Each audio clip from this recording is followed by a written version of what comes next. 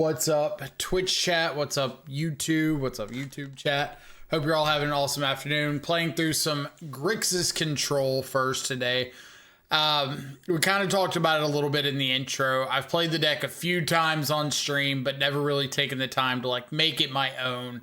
And that's what I'm hoping to start the process of here. So a lot of the changes compared to traditional Grixis lists are kind of revolving around Murktide. I'm a lot higher on Murktide than I think a lot of the Grixis control players are. I think having the ability to actually close out the game is a very, very hard to undervalue aspect of the blue-black X archetype. So Murktide kind of fills that role as your top end way to get the game over with, along with Psychic Frog, Kaito, Tamio, Bowman, all the normal threats you see in most Grixis. We are trimming down on Snapcaster and Flame of Anor to 3 copies each. As mentioned in the chat, it can be a little bit mana intensive, especially once you start Snapcasting back spells. In the sideboard, I've got a Jace the Mind Sculptor, 3rd copy of Force, Mystical Dispute, Stern Scolding, 3 Thoughtseize, help out with the unfair stuff, trying out Illness in the Ranks, and 2 copies of Fire Magic today. Fire Magic I have not cast before, looking to see if that does anything interesting or if we think Pyroclasm is just better. Meltdown 2K Command for the artifact stuff, and Nihil Spellbomb for anything that cares about their graveyard. Let's go ahead and jump in.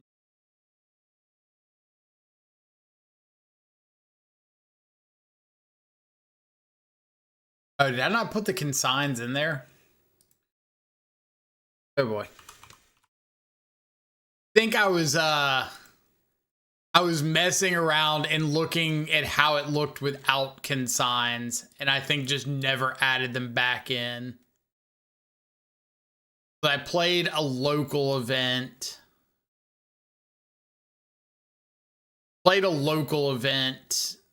I want to say like last week, and didn't run any copies of consigns. So I was like, we'll see if it's somewhat similar. We have consigns. I guess we'll fix it on the Moxfield link. Somebody will undoubtedly ask about that.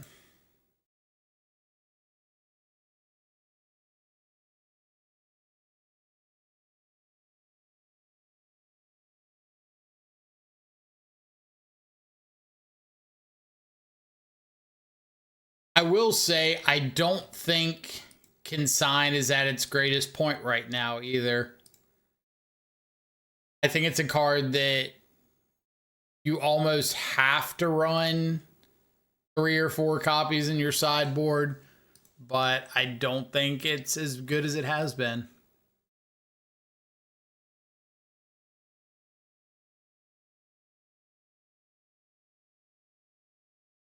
See Brood Scale twice a league. I see Brood Scale like an okay amount of the time. Not more than anything else, but keep the Eldrazi players away. Consign a day keeps the Eldrazi away. Let's see if we can go through this league and just like never run into an Eldrazi deck.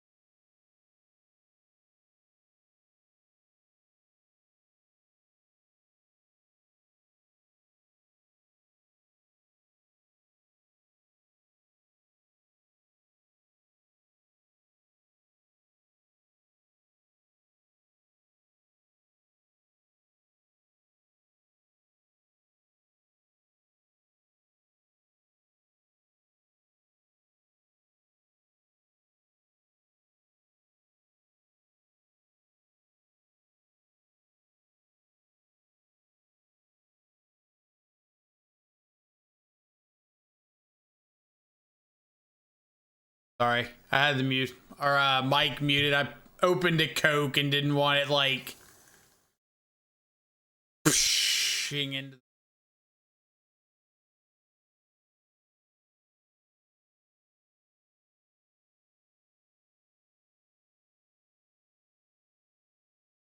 All right.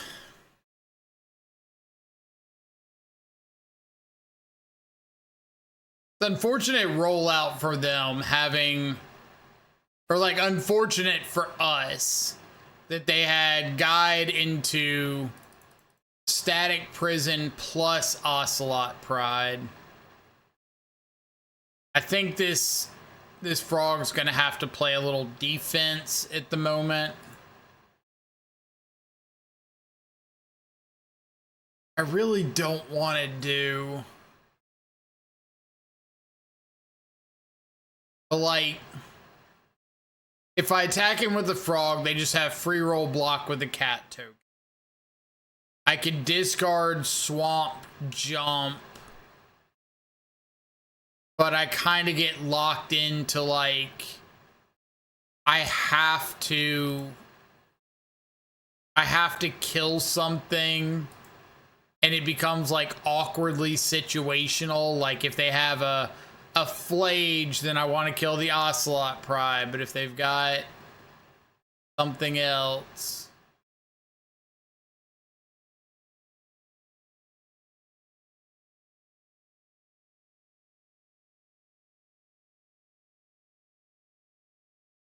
this has got to be Thraben Charm, right?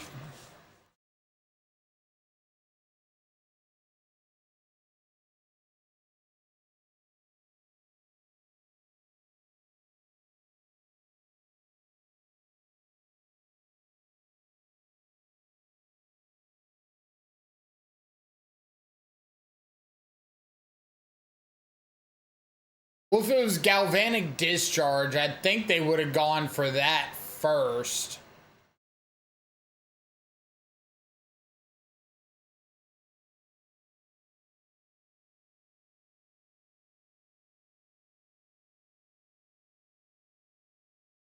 Because, like, if I have the counter spell, you don't want to have attacked.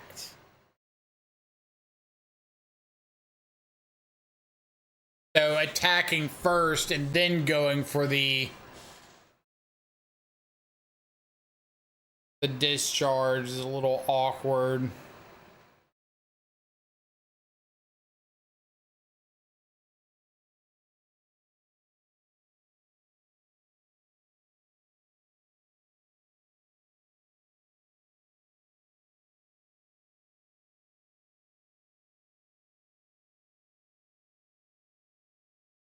I'm just blocking the cat. I don't think I'm beating much here.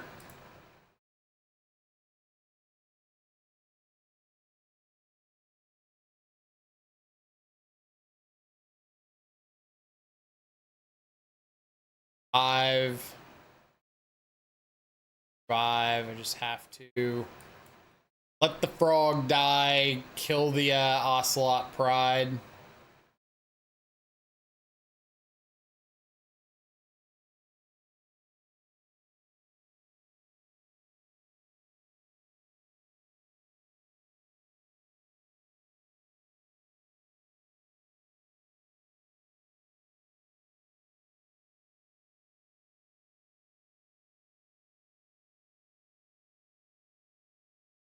A turn ago.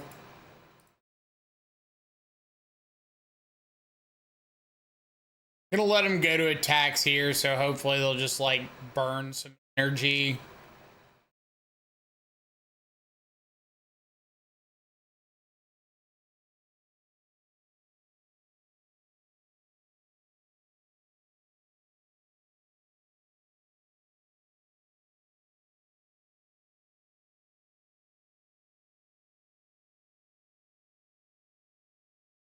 Okay.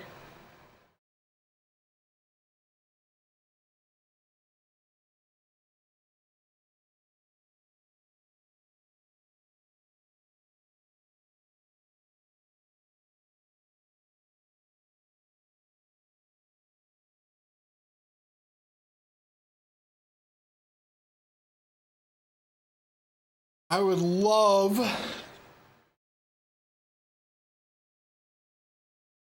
if they would be nice and just like stop hitting things to do.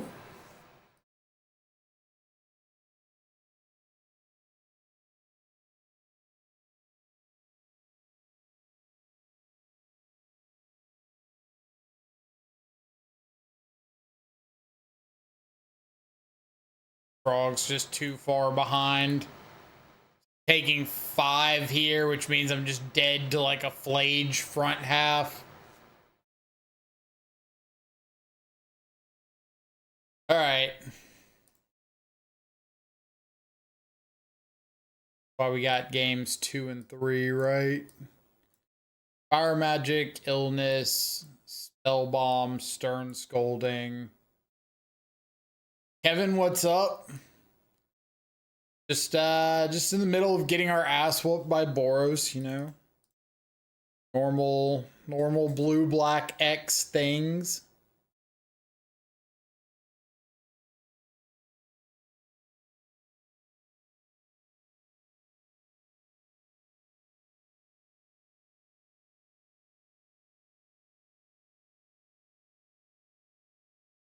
I want a sideboard here.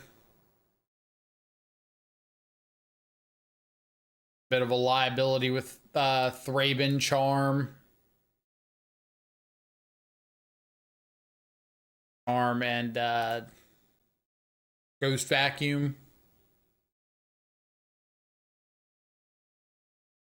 How's it work? Illness in the ranks with Cori-Steel Cutter. So illness in the ranks does not stop them from making a new token and equipping it. So it doesn't kill a new token made off Cori-Steel, but it kills the old tokens as the turn passes. So it stops them from going wide with Cori-Steel tokens, but they can still go tall with a single token.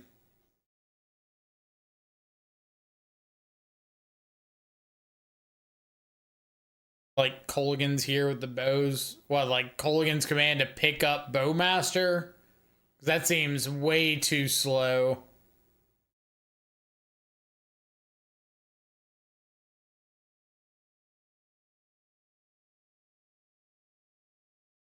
Just like Bowmaster off something on turn 2, block Colgan's command, maybe kill something.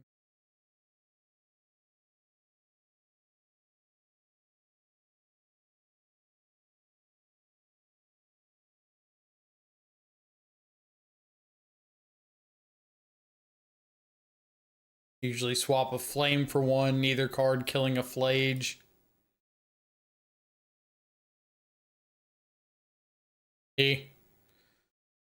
Gold, thank you so much for the follow. And Captain Colton and Anti-Closer missed y'all's follow, but thank y'all so much.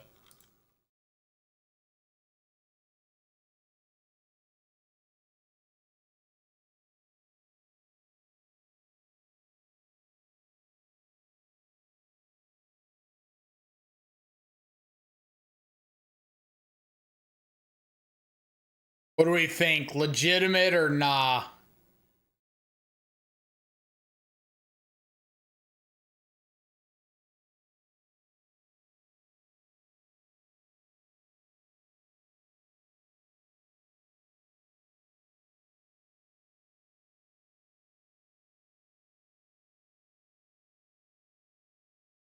I don't hate going for the upkeep Colgan's command. Or upkeep.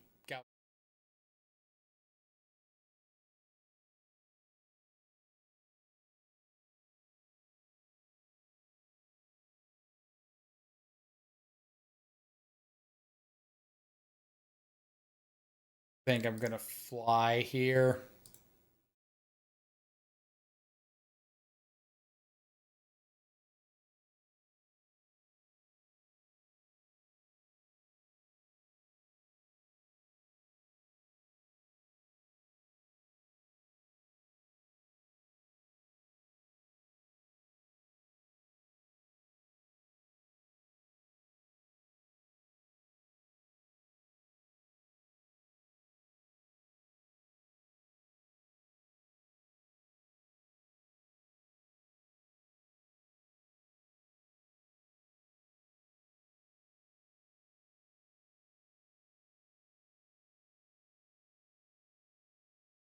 and we'll get rid of the Force of Negation.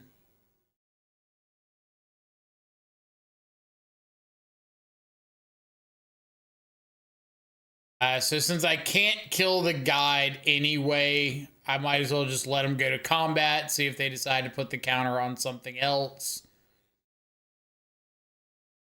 That. Am I shooting that? Bowmaster, kill the Ocelot, double block the guide.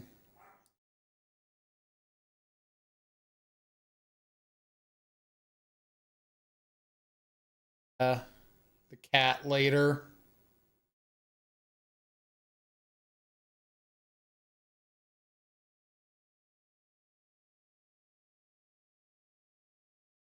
Yeah.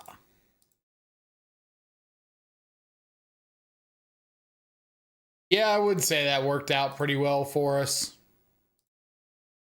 Also, these frog draws have been on point.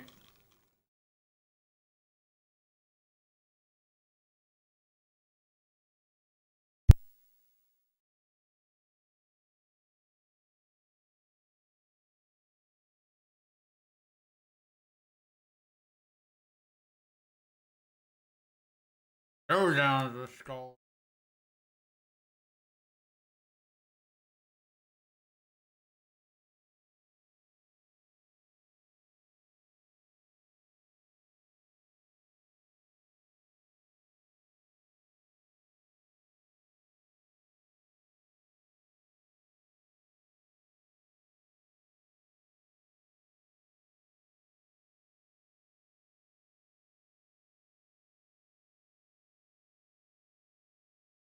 I was just still on the stack because now I don't have a way to counter the flage. So I'm putting myself in a position of like, I have to find a fetch land for this fatal push or I lose to the flage.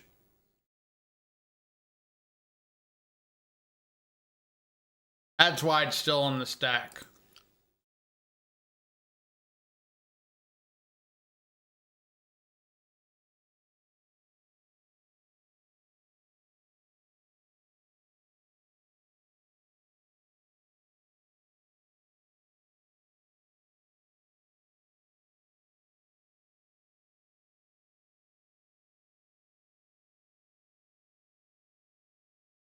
Like, I think most modern players have a really, really, really horrible tendency to just fire off their spell as soon as they possibly can, instead of just taking half a minute to think about if it's actually the right play. And a lot of times, they kind of figure out that it's not just cut and dry counter the thing. Because, like, Showdown of the Skulls is a good card. Nobody's arguing that. But it's an unknown. It could be really, really powerful. It could not do a whole lot. Flage in the Yard, I know is going to do a whole lot if I let it go. They concede with Flage in the grave. Well, I have lethal. I'm drawing for turn up to 4. I have a frog. I guess they have a cat token, so yeah. That thing has flying, doesn't it?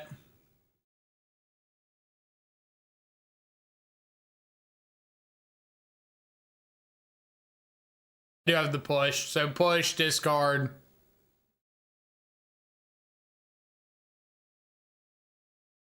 Now, I will say, just to throw it out there, there's bits and pieces of this match that feel a little stream snipey. Like going for the galvanic discharge on my upkeep in the face of the Force of Negation after the Tamiyo. Scooping right there when you don't know that I have a removal spell and you have a Flage on your side.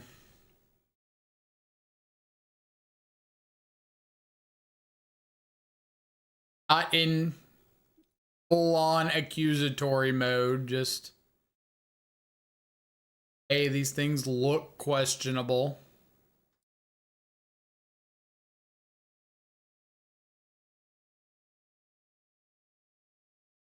Figure if they see 4 more cards on Scald, it's a lot more gas for them.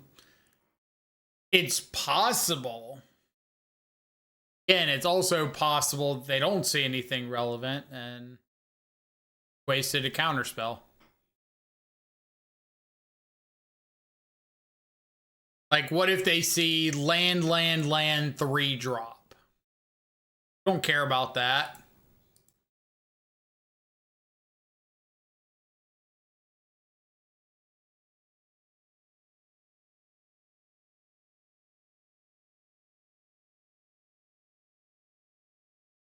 I'm just gonna fire this off for a new card.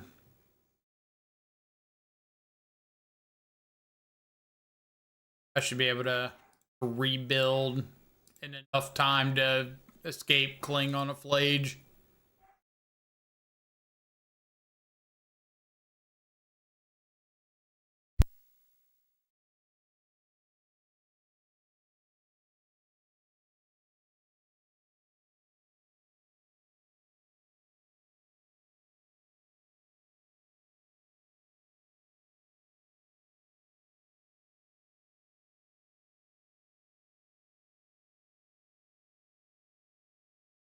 Wonka, thank you so much for coming in with a follow-up. And Anti-Cluser, thank you so much for the tier 1 sub.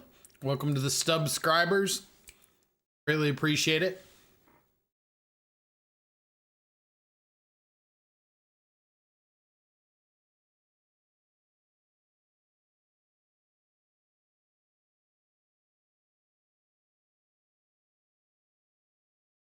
Not that.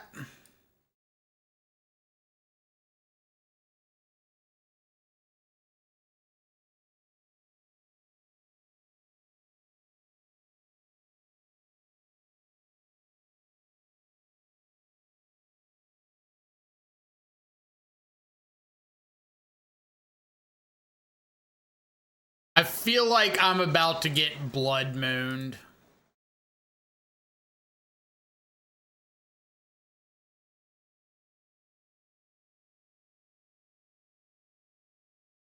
Got that Blood Moon 6th Sense going on here.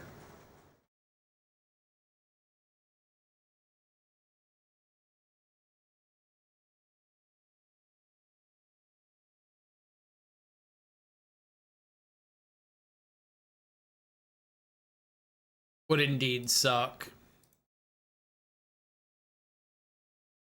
But it's just like, they're not popping this Arid Mesa. So I kind of feel like they're waiting for a second white source, second untapped white source. Dariot coming in with the 5-month resub. Greatly appreciate it. Hope you're having an awesome afternoon. Modern is fine, no changes. Well, I did agree with their statement about like the percentages on decks like Boros coming down. I think it's like 16% or something at the moment, which is a whole lot better than it has been.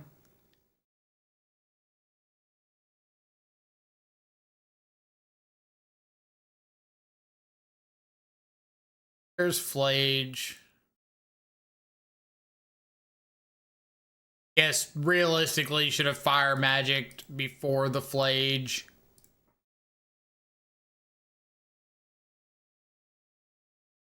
No. Actually, I think it's probably fine, because if I had Fire Magic before the Flage, they still would have had 2 cards in hand, the potential for like 1 mana and a 1-drop. And I'd like to be able to hit that too if they did.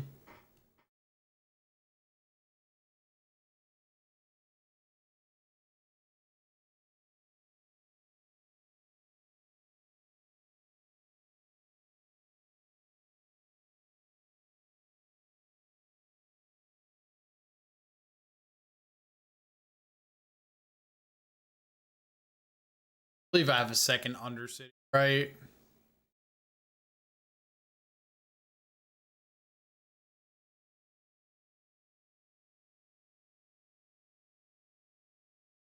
out a Flayed before they get to untap with priority.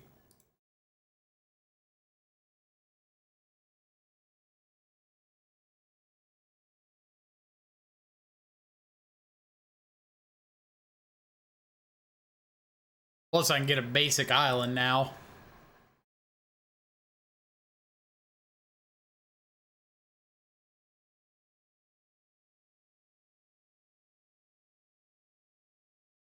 Seasoned Pyromancer, Galvanic Discharge. Good one.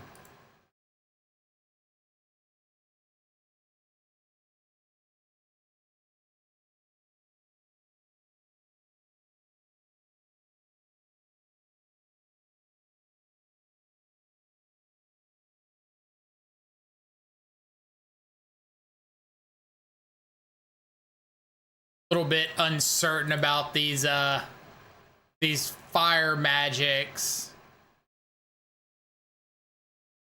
Sweeper effect good, but not like a Flame of Anor or a Murktide or something that's actually ending the game.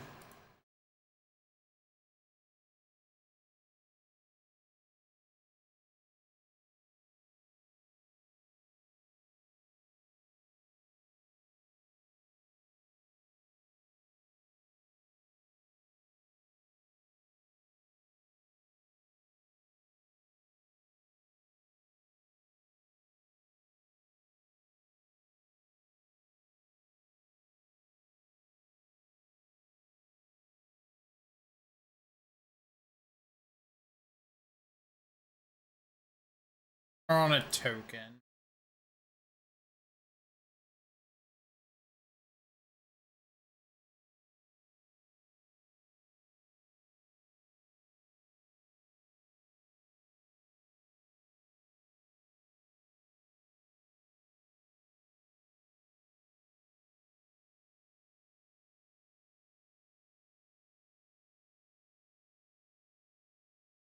Fire magic about to set them back to the Stone Age.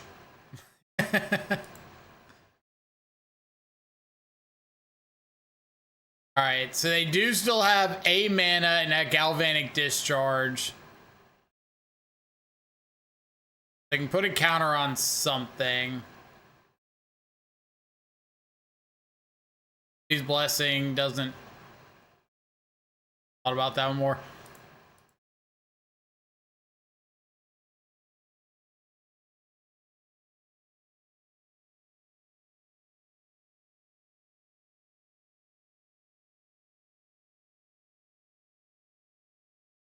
I feel like the life total doesn't really matter here. Either I'm stabilizing or I'm not.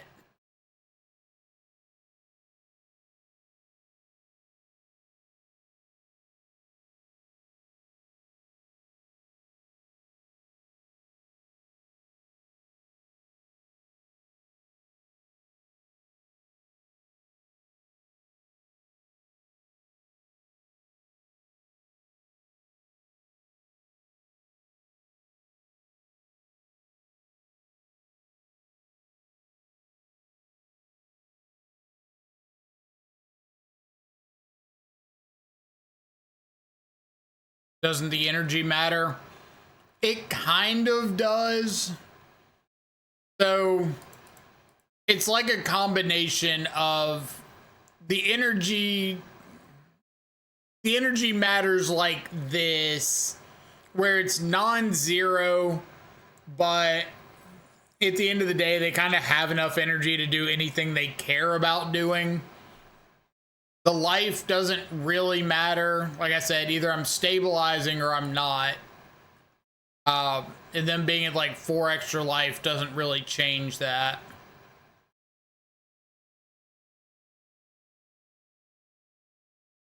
Now the issue I have here is if I cast Merc, I just lose out on this cling, which I kind of need at the moment.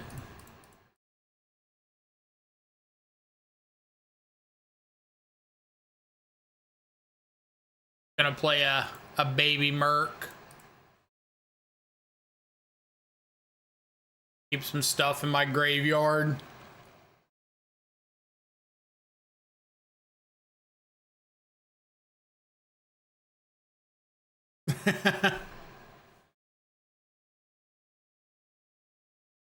Hondo, thank you so much for the follow. Hope you're having an awesome afternoon. Appreciate you coming around and hanging out.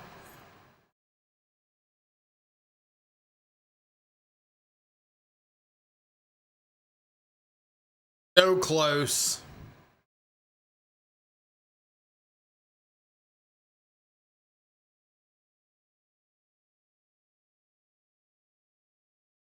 Very, very close.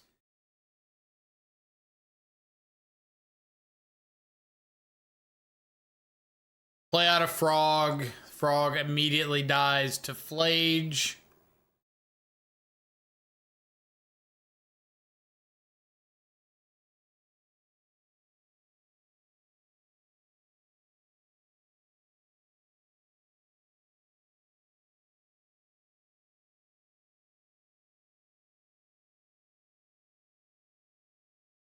Could have claimed if we didn't cast that Merc. We could have. If we had predicted we were drawing exactly a frog off the top.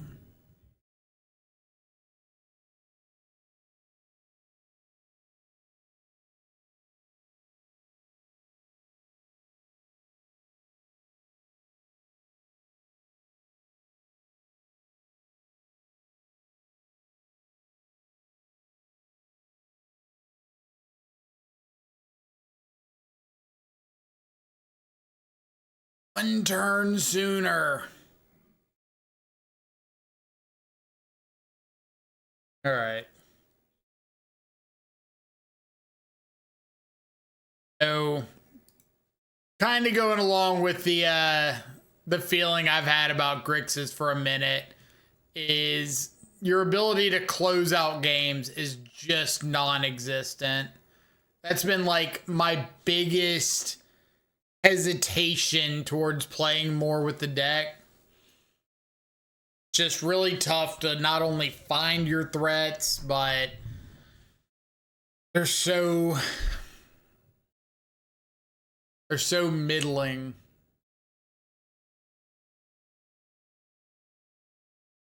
Thoughts on Ragavan in the deck? I don't think Ragavan solves any problems for you. Like, we tried out a version with Ragavan early on, and when you play against like Eldrazi, it's cool. The issue I've had with it is a lot of times you're not playing against Eldrazi. Tasty, thank you so much for the 10-month resub. Welcome back.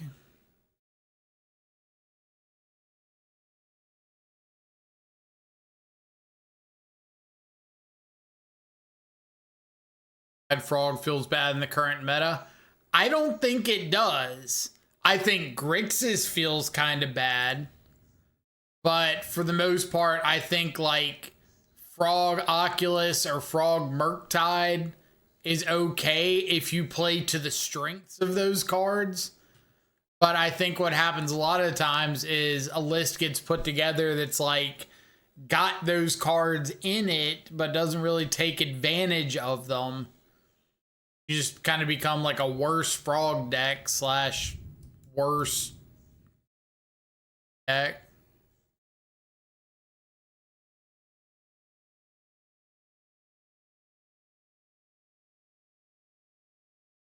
Ooh.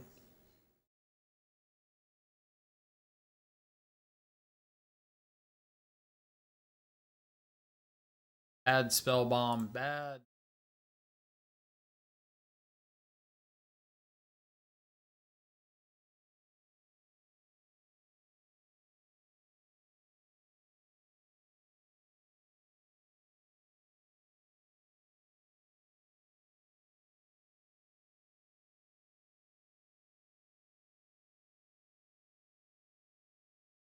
Like, Tasty, I'm not directing this specifically at you, but I think more often than not when somebody says like my deck feels bad in the current meta. What they really mean is the version of the deck I want to play, the 75 I want to register, feels bad in the current meta.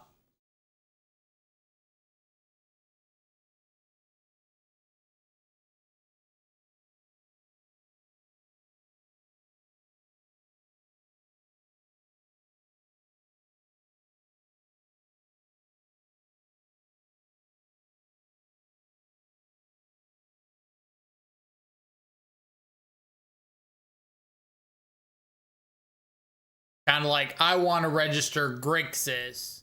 Grixis doesn't feel bad or feel good in the current meta. Doesn't mean that necessarily Grixis is bad, just best positioned.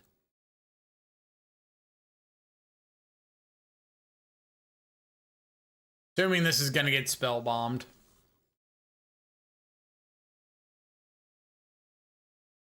Got to make them use it at some point.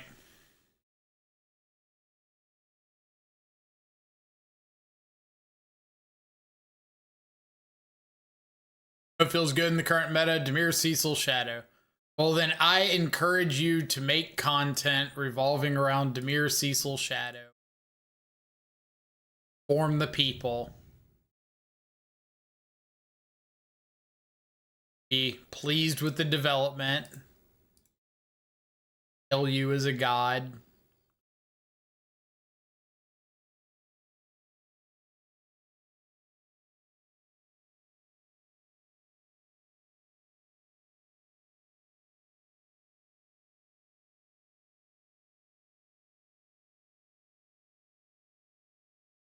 On Oculus, Tide, Bragavan Oculus, Snap Tameo, Tide, Flame of Anor.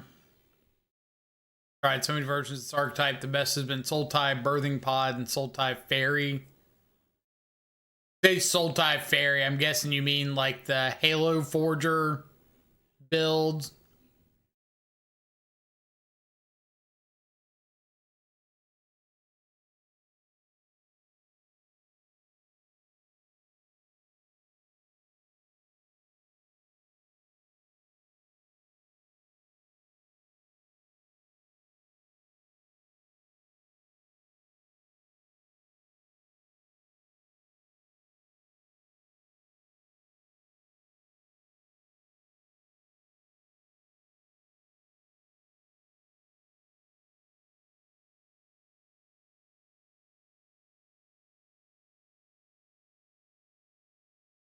I want to just block this Tameo. Ditch these Surveil lands because they're not really doing anything for me. Like, I get super punished if they have something like Lightning Bolt here. Heat. But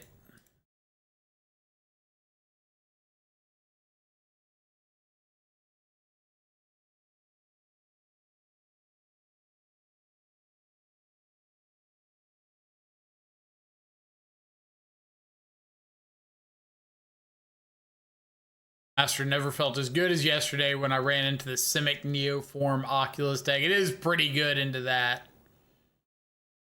Opponent's playing a bunch of like or Coiling Oracle, Ice Fang Coatl cards. Like ping off every X1 as soon as it enters.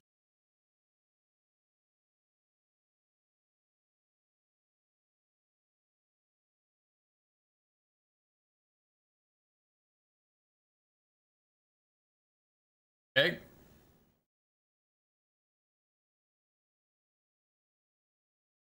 Good draw.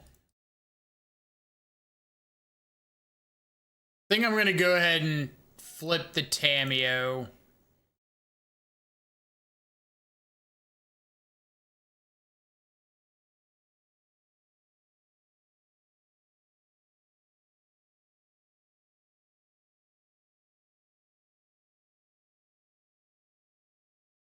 Now, and just Play a new Tameo hold up bolt.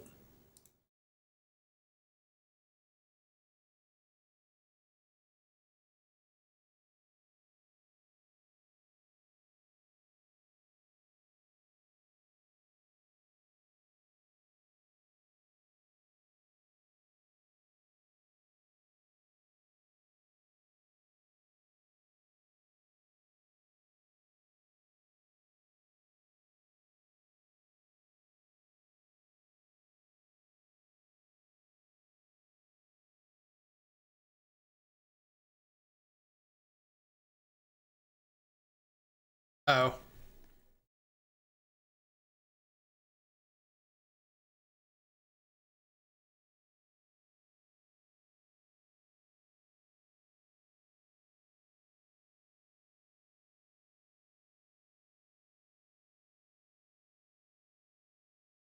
Definitely gonna kill off this Vivi.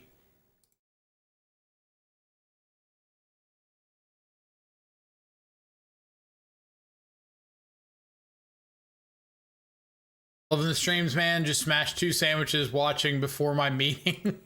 Love it. Love it.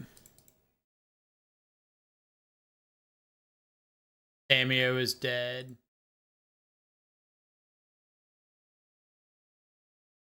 New Tameo is not. Gonna blow up face cam as a coin redeem option or what? Are you trying to make me like a Spike stream?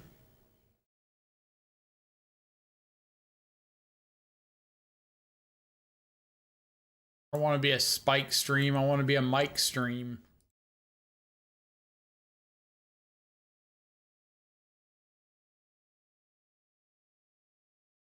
Am I not good enough? Is that what we're saying?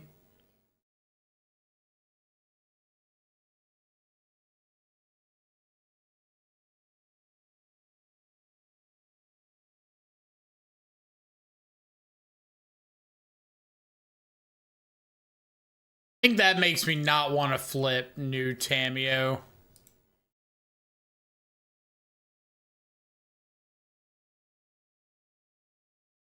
Yeah, that's what Spike does in the challenges. Its hand hider is just like a big blown up Spike face. I think he's moved on to Kethis, the hidden hand.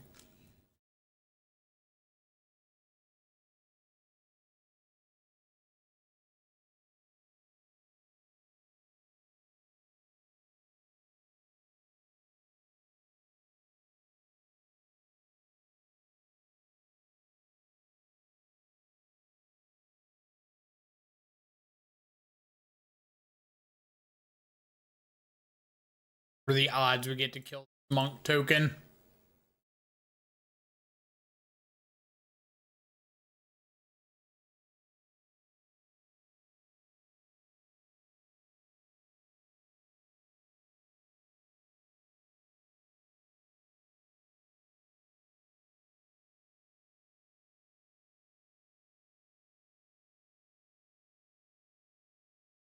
Definitely countering that. I'm keeping my Bowmaster around.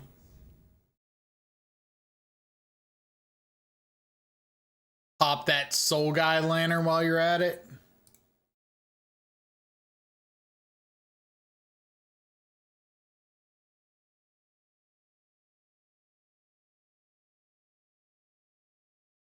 Kevin are my only MTG content guys. Magic Aids on YouTube, sometimes Doom. Not the biggest of Spike's, not the biggest fan of Spike's demeanor, but that's just a personal thing. I like Spike.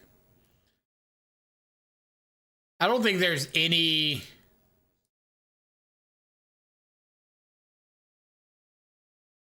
I don't want to say not any, but I can't think of off the top of my head any content creators that I'm just like, oh, I refuse to watch this person.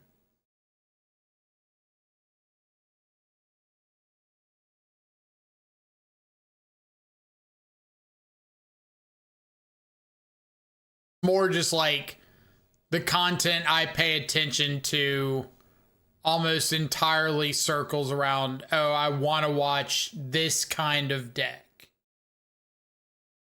And if the content isn't around that kind of deck, then I don't care for it as much.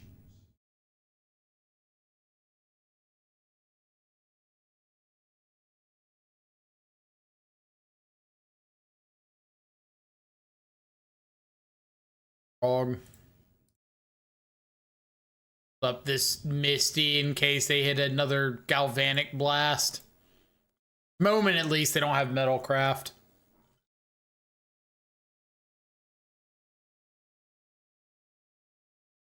And I don't have a Surveil land to get with this, so doesn't do a whole lot to play it out.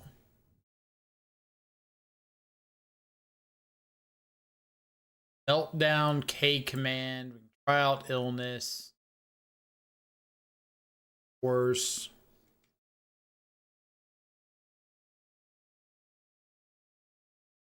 Assuming they have Emery. Of the lock. Flunky. Snapcaster is a liability in the face of main deck Graveyard Exile.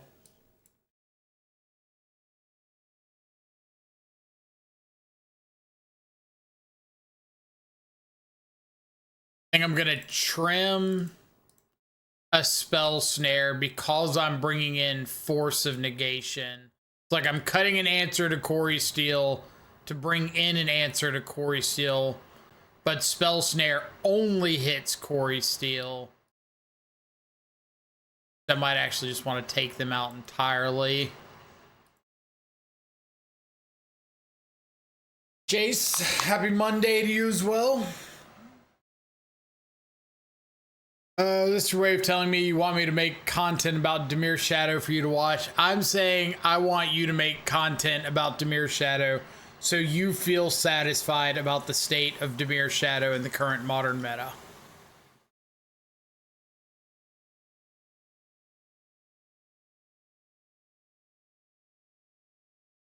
I think you are feeling emotionally driven for Dimir Shadow to succeed, and the best way for you to express that is to go make Dimir Shadow content.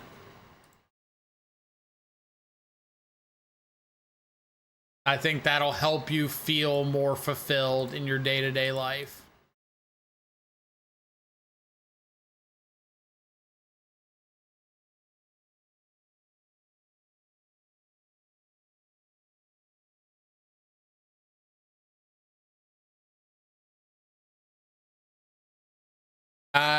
Jace, you got to put the exclamation before the deck. MTG bot, very picky.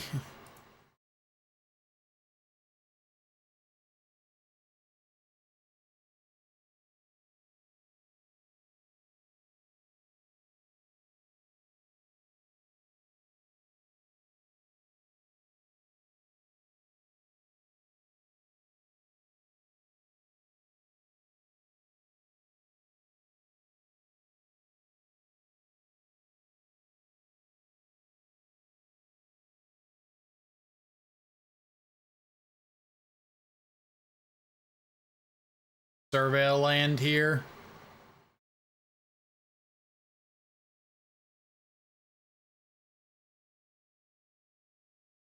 Frog. Frog, frog, frog, frog, frog. I could just get a pithing needle off this saga.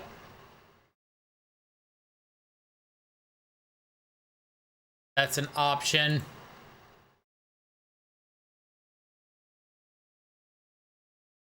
At least I know they're not getting constructs.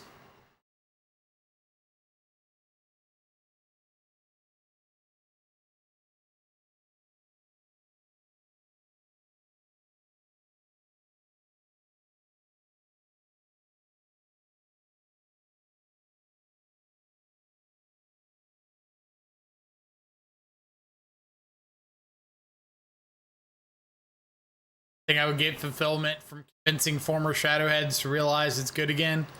Well, then you're more than welcome to go convince like Michael Rapp and Dylan Hovey and a bunch of them to play it.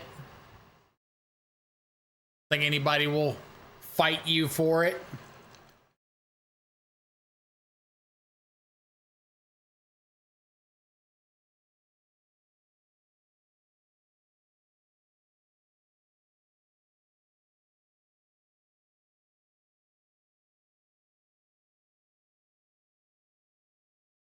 Get a quick little challenge top 8 with it. We'd love it. We would love it.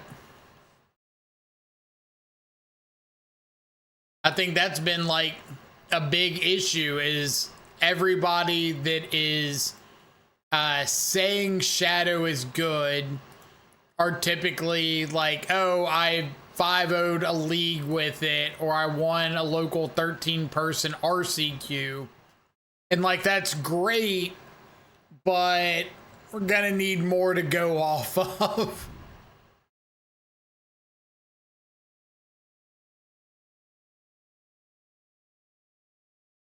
Unfortunately, every RCQ that has ever been played by a paper player has been in the most competitive RCQ environment ever imagined. Everybody's a Pro Tour Hall of Famer, so my wins mean a whole lot.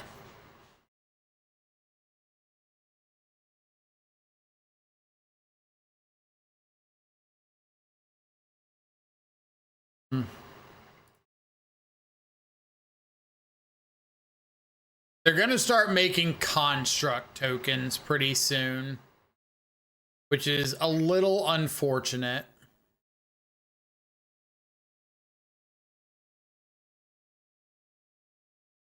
Do have some ways to deal with some constructs.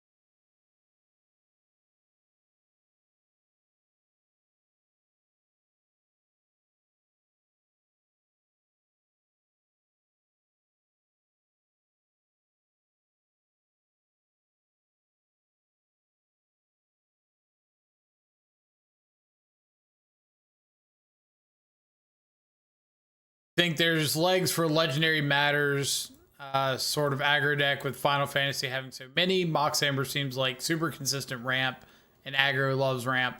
We tried a red black like legendary matters deck.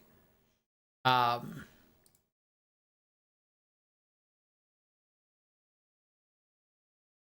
an artifact, kill off this other token.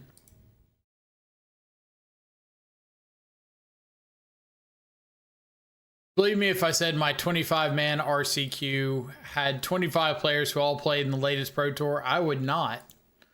I would not believe that in the slightest, actually.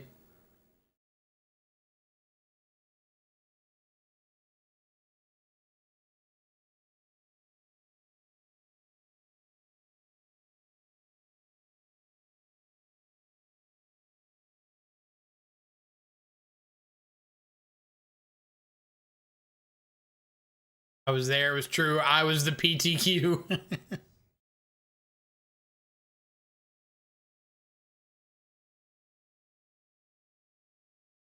More than a 5-0 league. This is why Aspiring Spikes wins, as excellent as he is, or not a representative sample size. Well, typically when Spike has a deck that he's like in favor of, he does more than just a single 5-0 with it.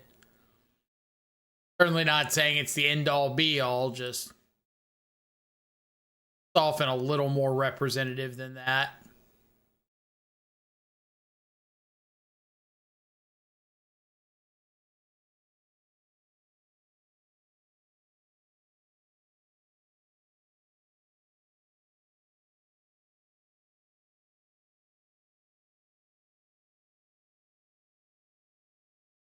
But for the most part, like, I agree with the sentiment of, hey, I 5-0'd with this deck.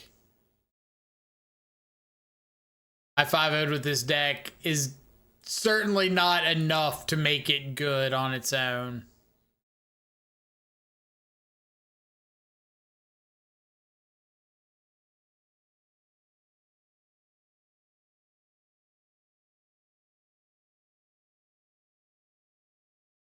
The Emery.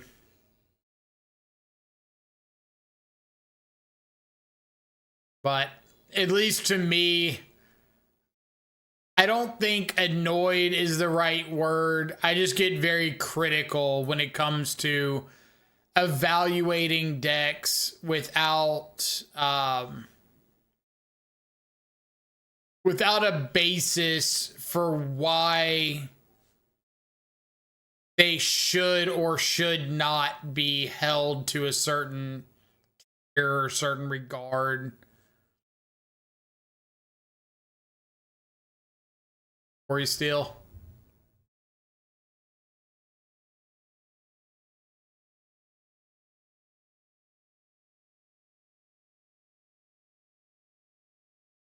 Just usually ends up coming down to like, oh, this deck is good because somebody at my local RCQ top aided with it. Hey, that's cool, I guess. What else?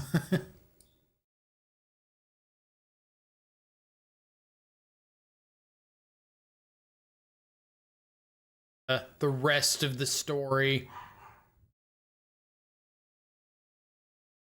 Feel about blue black frog with Oculus right now? I think it's fine. Not saying it's tier 1 or anything like that, but I think to me personally it has felt like the most consistent of the frog decks that I've played.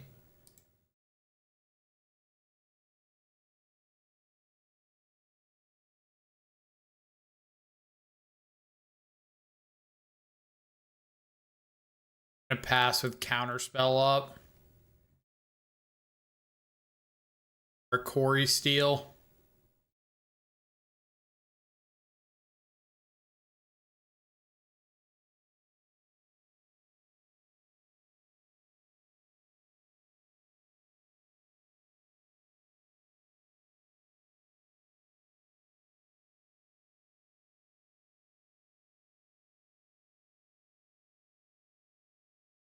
Like that Mr. Freak thinks Shadow is bad because it means that he thinks I'm a really top tier Magic player winning with.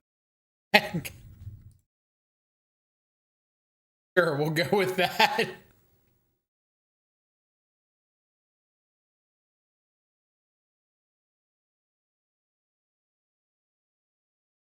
Aforementioned Corey.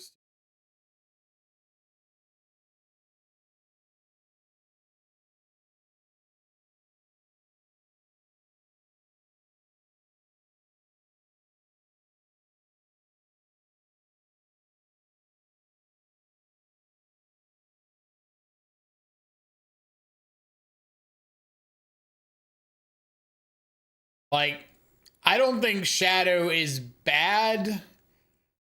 So we've got to make a distinction here. I don't think Shadow is bad in the sense that you can't spike a local event with Shadow or something to that extent. For example, I played it in RCQ last weekend and my matchups were like Ruby Storm, Neo Brand, Through the Breach Eldrazi, Amulet Titan, and like I would have wrecked that room with Shadow. Would have absolutely dominated with Shadow. It doesn't mean that I think Shadow is good in that environment. It's just a fact of like those matchups would have paired up in a way that would have made Shadow look a lot better. But I'm not making content for the local RCQ.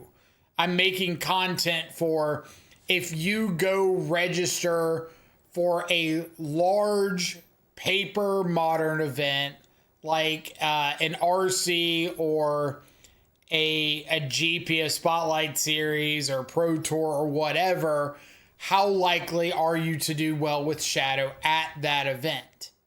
And personally, I think the answer is not very likely. You're not going to spike 4 good matchups and call it a day. You're going to get hit with a lot more variance,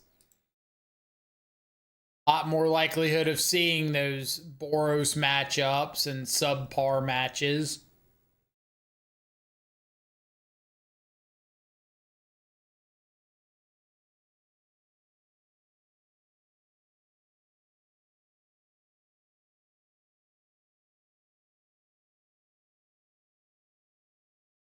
Don't hate hitting a dark slick there. And I think that's where a lot of the confusion kind of happens. Is I'm just not I'm not interested in building a deck to try to spike an F and M. I'm interested in building a deck that gets people to the Pro Tour or helps people get to the point of Magic that they want to get to, which is usually like big level tournaments, having success.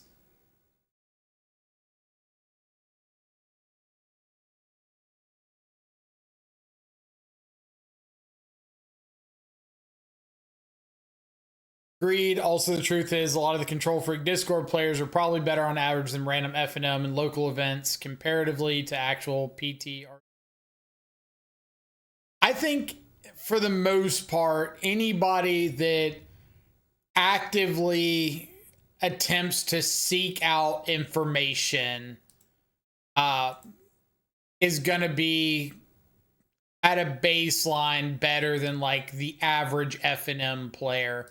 Just because the average FNM player is typically not seeking to get better. Know what I mean?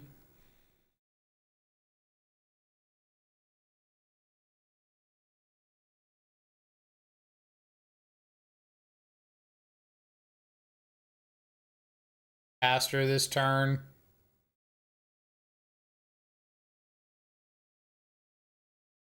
I don't know about you, but I'm hot Garbaggio at Magic. Have been for 15 years. There's nothing wrong with being hot Garbaggio at Magic.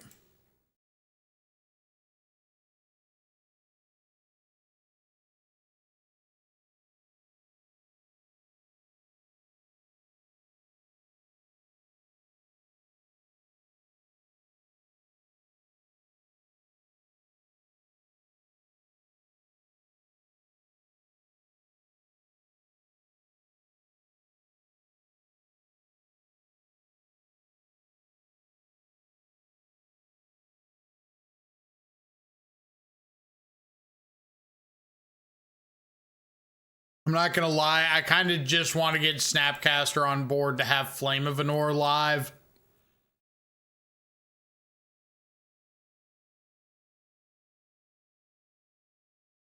Probably not a great reason, but where we're at. I also kind of feel like they have a Kappa Cannoneer.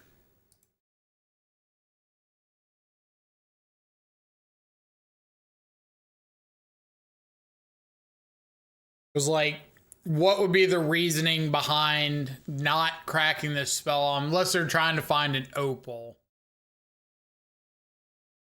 But if they had a Kappa, they could have just cast it last turn.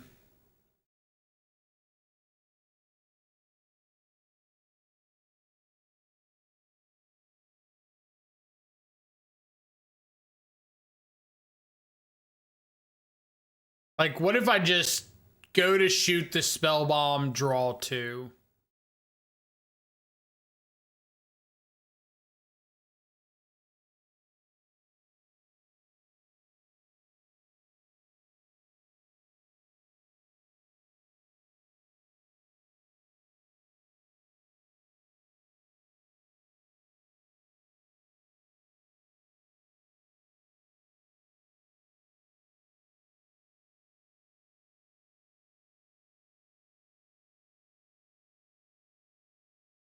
They either have a Metallic Rebuke or they've got a Kappa.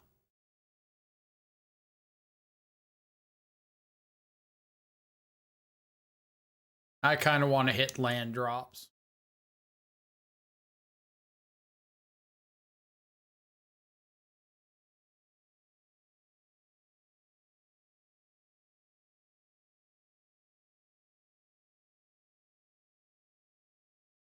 What did I miss?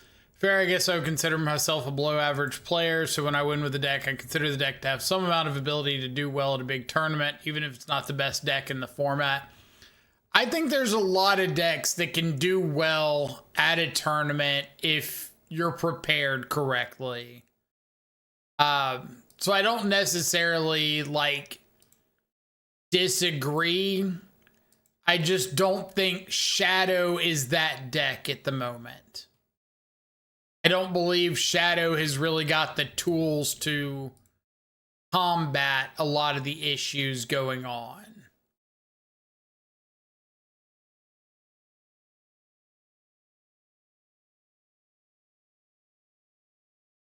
Show me this metallic rebuke you've been your life. Never mind.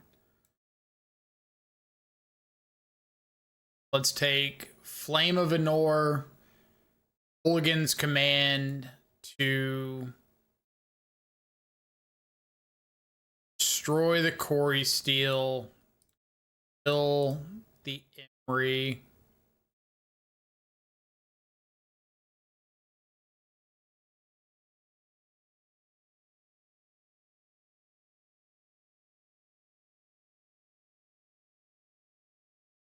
We're gonna jump the frog.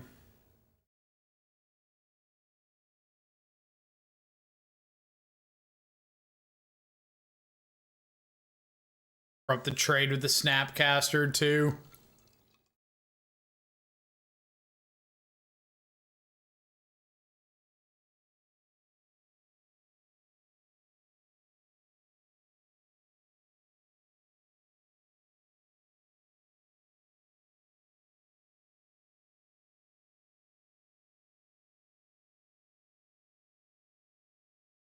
Spell bomb.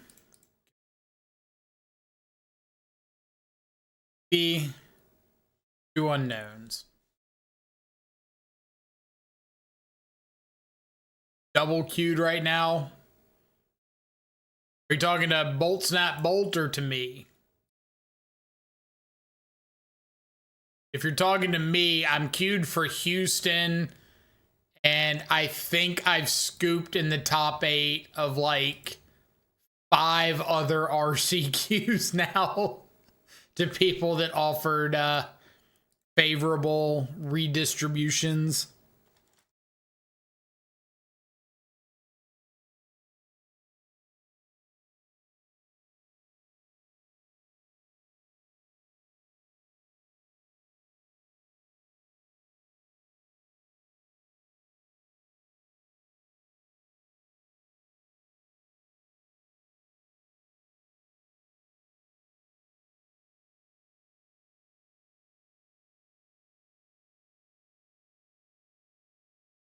Like my desire to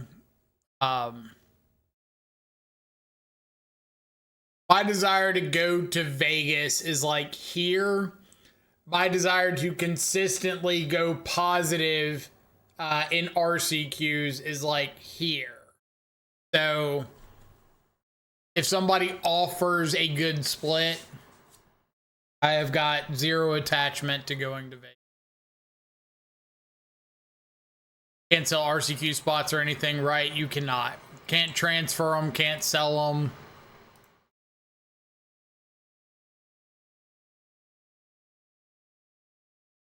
That RCQ spot is yours and yours forever.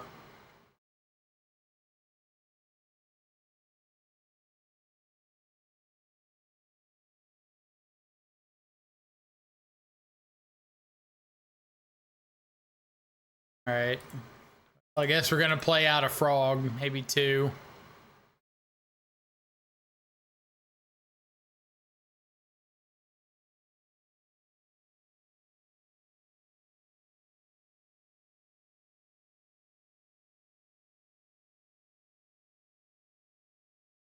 What happens if someone plays as me? Would they even know?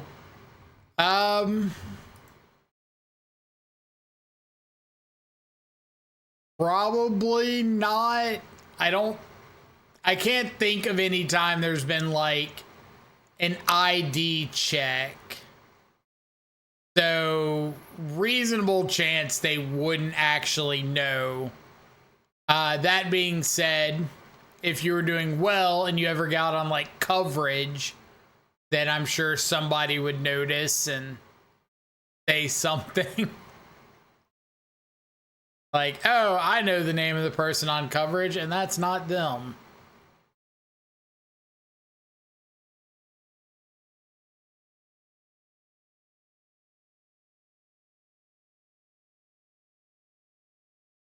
All right, so we're gonna wait for the Tameo trigger to go on the stack and then kill the Tameo. It's kind of a weird situation where if you kill it before the Flame of Anor resolves and the trigger goes on the stack, technically they could like double Street Wraith and flip the Tameo anyway. Likelihood pretty low, but non-zero. It's kind of free to play around.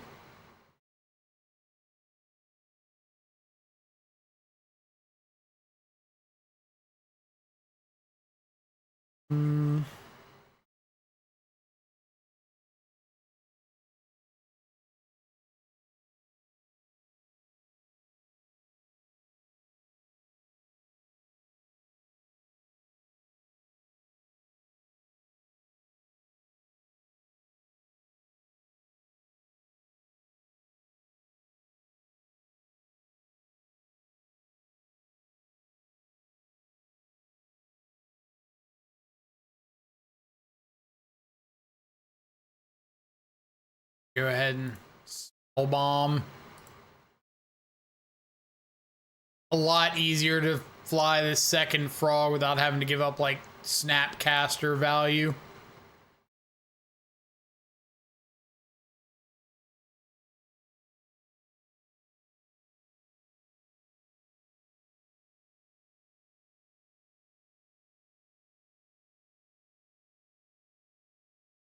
Yeah.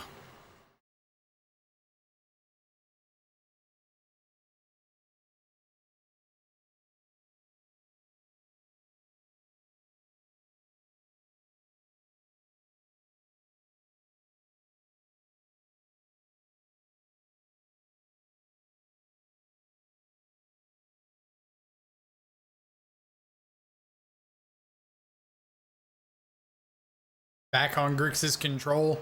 I don't know if I'd say back on. Like, we haven't really played a lot of Grixis control to begin with, just a few leagues. I think it's a deck that a lot of people want to actively see. So I'm not entirely convinced it's a deck that I actively want to be on.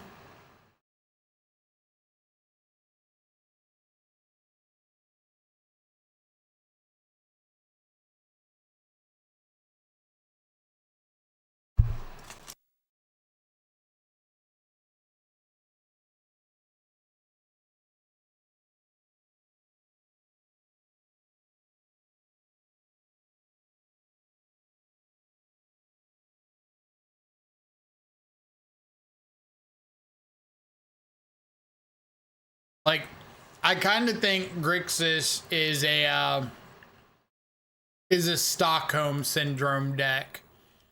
Like, you want to play these cards really, really badly, and you've got all this nostalgia from playing these cards. And unfortunately, that doesn't make the cards like good.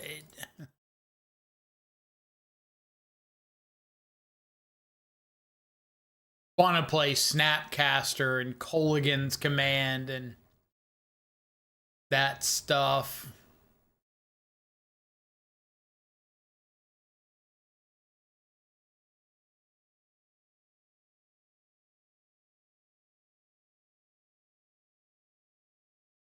What you're eating, but it looks good.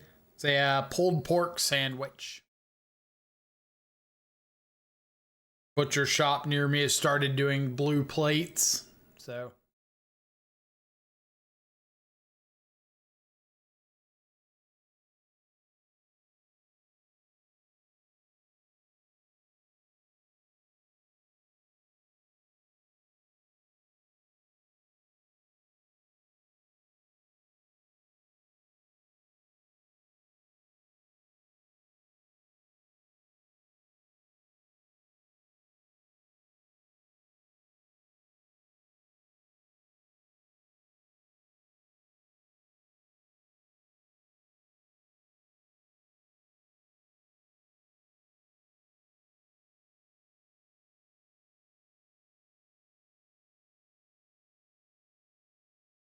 trying to ramp up to equip Cori-Steel.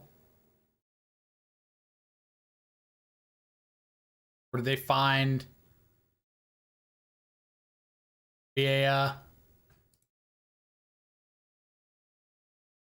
called galvanic blast?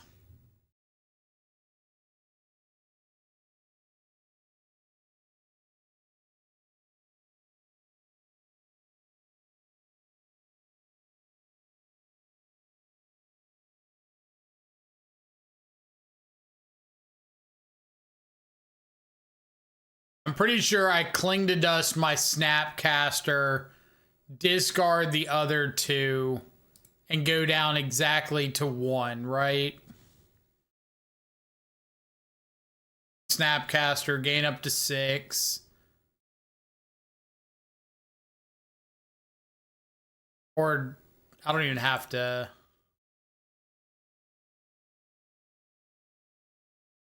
Just discard the Dark Slick. Bonko, what's up?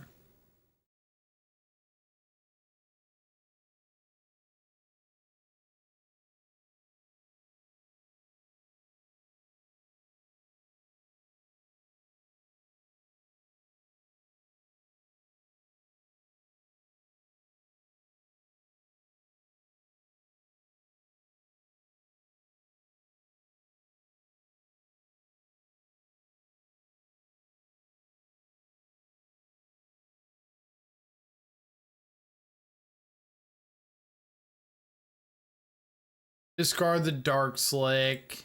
This becomes 8. Trample over for 5. Go to 1. Meltdown to blow up Cori-Steel. Mox. But I need to find an answer for the Vivi, and I would cling to dust to gain 3.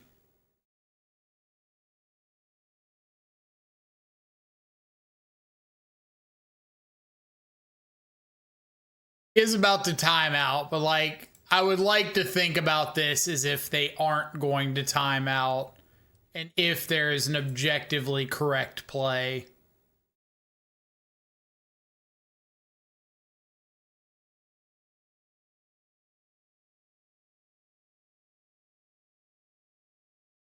Even see my draws? No, Moto.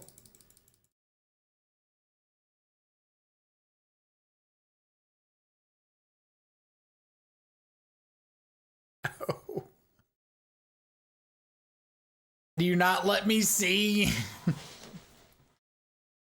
Just want to know if I have a correct line.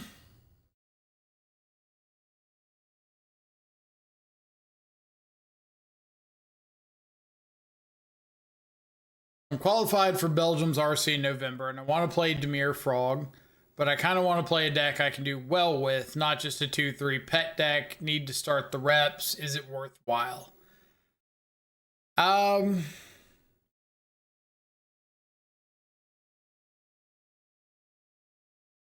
It's a bit of a loaded question. So I think that Dimir has a pretty high ceiling, and I think that you can do well even in pretty hostile environments. But a lot of that is going to come down to whether or not like you feel you can be comfortable making tough decisions in tough spots. Usually that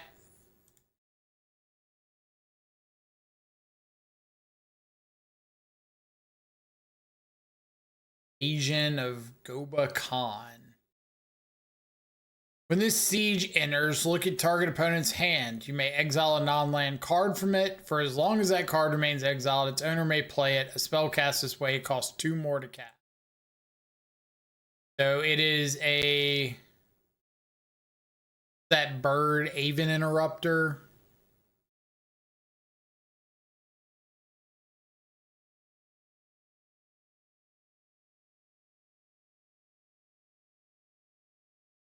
Yeah, it does come with format and matchup experience. And it takes a good number of reps to feel like you've kind of developed that sense, but you can absolutely get there. And you can get there before November, no doubt.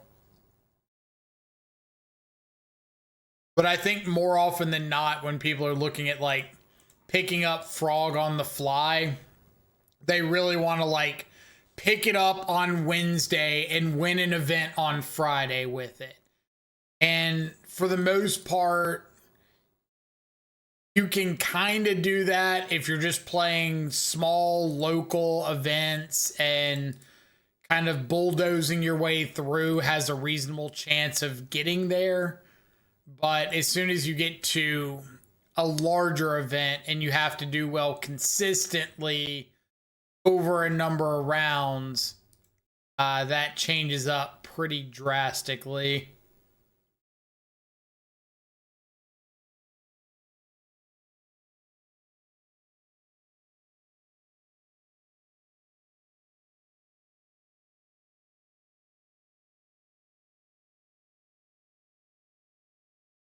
All that good Snapcaster fuel, but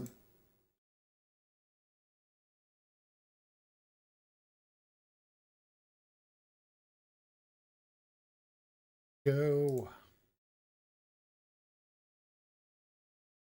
Yeah, like I think picking up the deck and really getting the reps in is worth it personally. Um,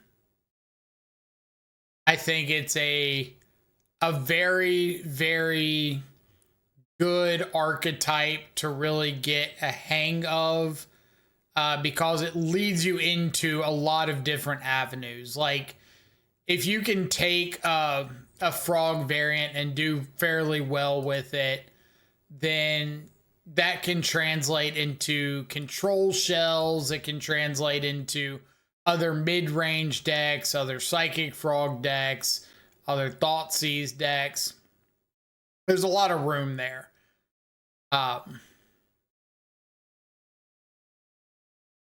Frogs.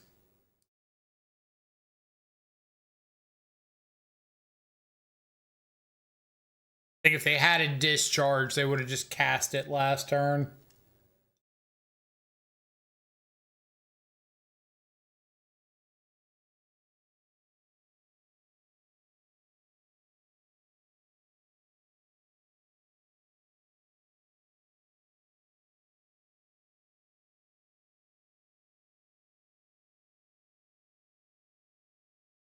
Old stonks. Yeah, it's a good question though. I know a lot of times people hate questions where the answer is basically, well, it depends. You know, this is just like another one of those kinds of questions. What does this flip into? Beginning of your end step, put a 1/1 counter on each creature that attacked this turn.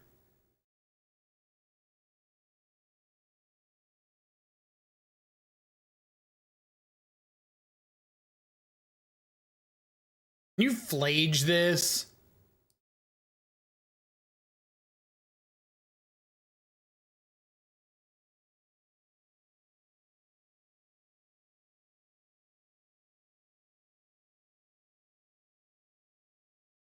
Sorry, my rules knowledge of battles is a little lackluster.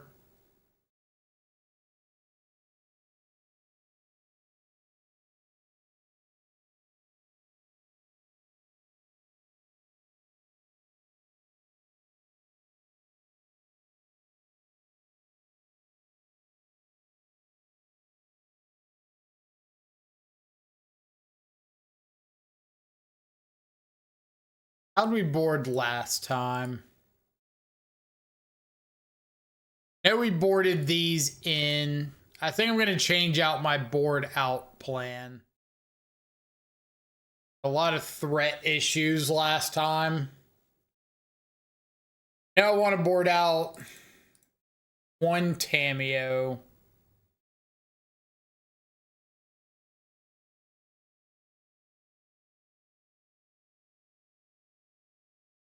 Try boarding closer to this. Keep an extra Snap in, keep an extra Tameo in, keep Kaito in.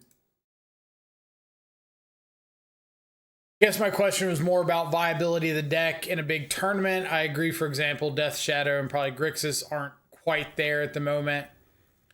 Yeah, like, I think the deck has got a good bit of tournament viability.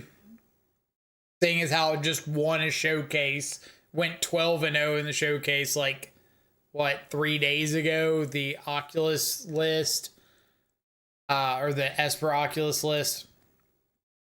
So I do think the deck has a lot of potential. It's, again, like, really, really tough to judge, because if you're comfortable with these kinds of decks, then I think you can get there. But if you're not comfortable and you're trying to pick up the deck on a whim, which you said you've played Demir before, so you're probably fine. Like, a lot of people who haven't are going to struggle a lot more. So it's really hard to say whether or not it's viable, because I just don't know, like, how you're going to approach that. You liking Fire Magic over Pyroclasm? I haven't tried it yet. This is the first league that I've played it, so I can't say I've got a ton of input on it yet.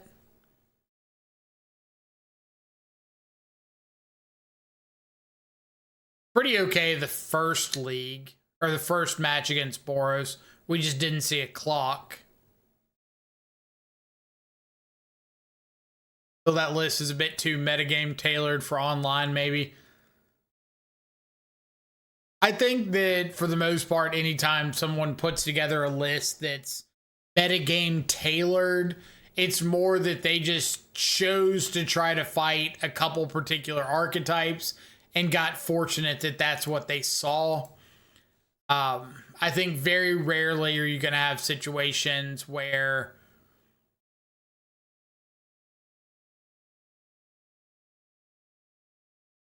Sephiroth, hold on, I gotta read. When Sephiroth enters or attacks, you may sacrifice another creature. If you do, draw a card. So I'm gonna...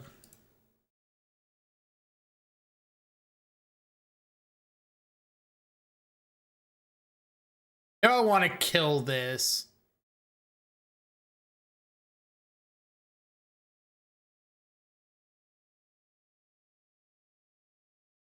So, okay.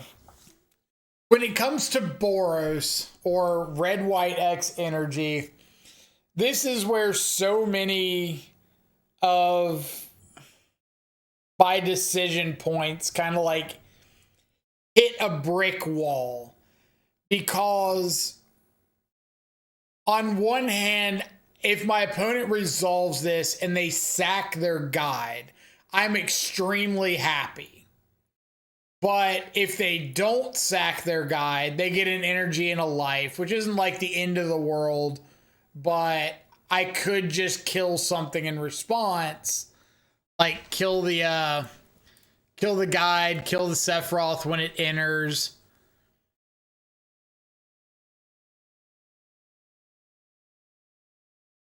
And like, I want to give my opponent the chance to mess up and say, sack the guide, keep the Sephiroth around.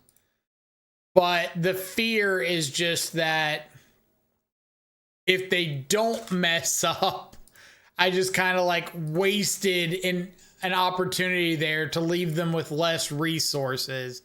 And I think that's where the Boros deck puts you in a really like awkward pickle a lot of the times, is just there's not really there's not really a losing line a lot of the times, because even if you mess up, you probably gain some sort of a resource or some sort of a tempo advantage. And it's just this, the floor on the deck is so high.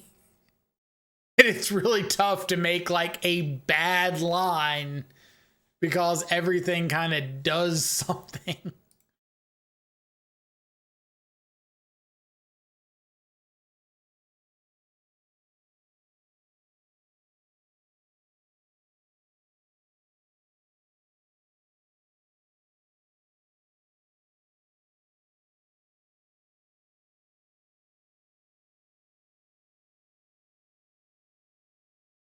Red source off the top.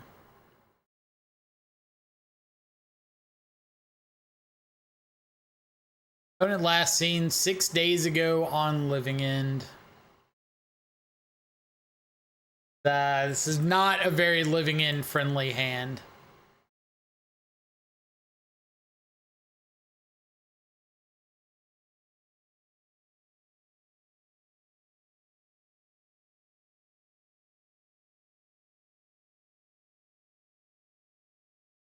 Play out the island, so at least opponent has to think about counterspell.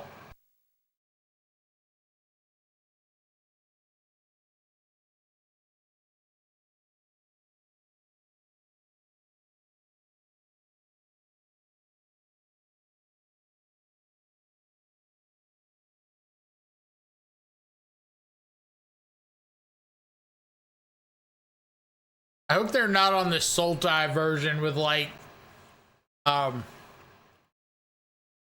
Overlord and whatnot.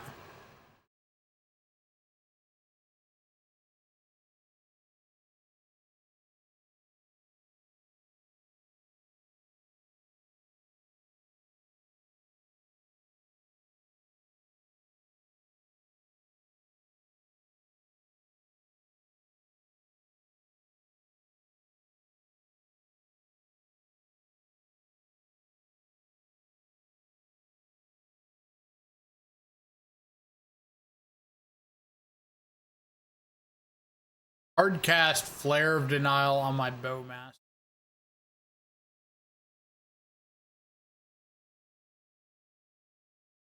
Not expect that one.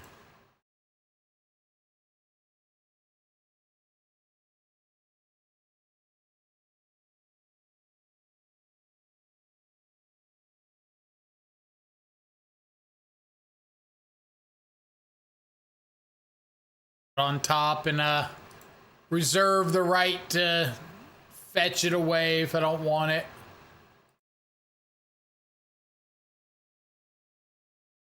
Yeah, it's definitely Living End.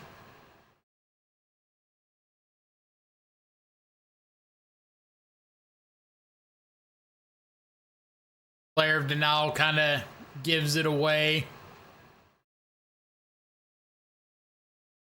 And if Flare of Denial doesn't give it away, then Shardless Agent sure does.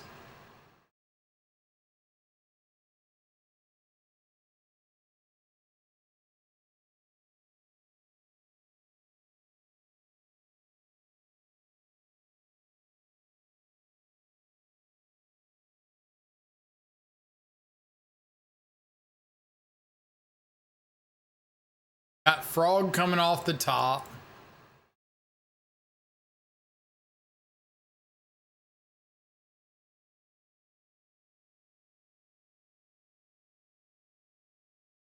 Their Flare.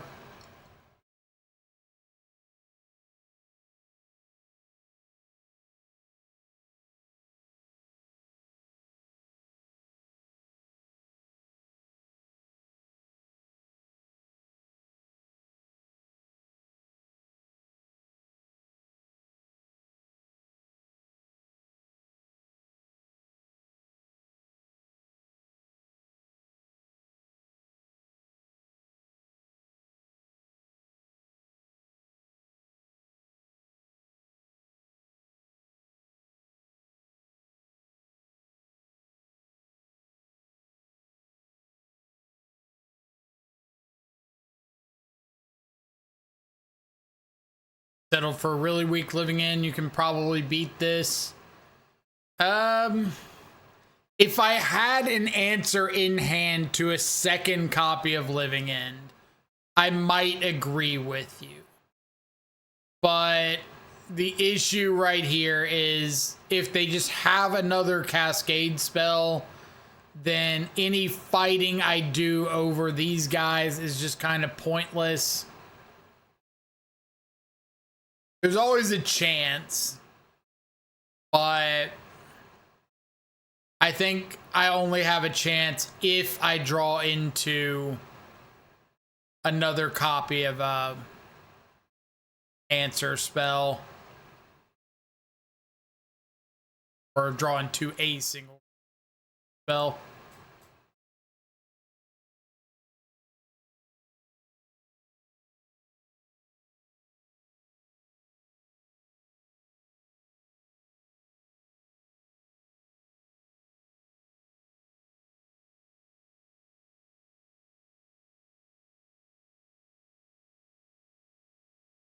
I was like, now I want to get this Shardless Agent out of the way so that I can get a card draw in with Psychic Frog. But that means I'm just like playing into another Living End. I don't really have the resources to jump the frog at the moment.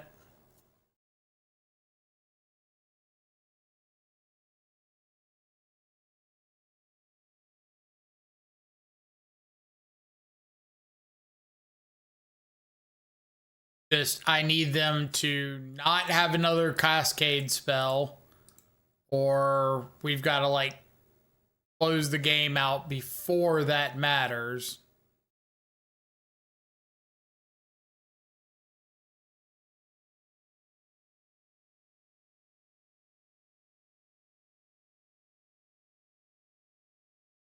Have like a bunch of cyclers here.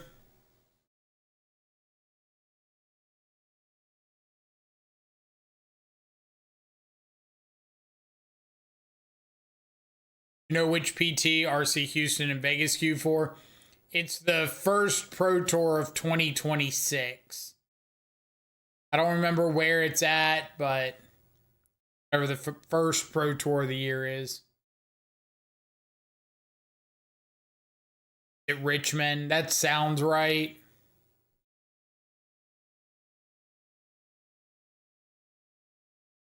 Coming from the Discord, got kind of a dilemma. Got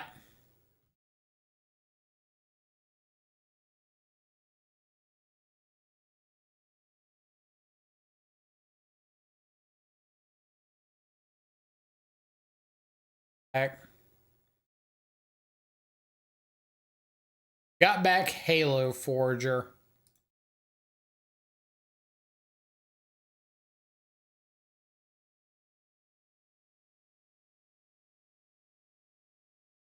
I believe the format for that Pro Tour is standard. Or no, I don't think they've announced it.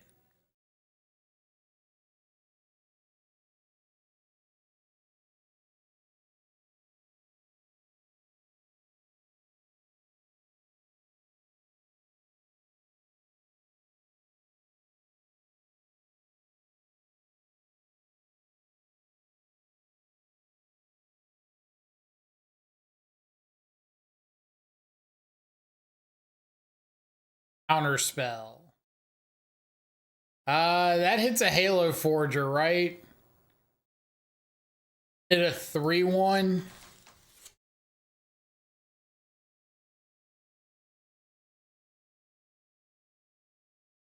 It is a 3-1.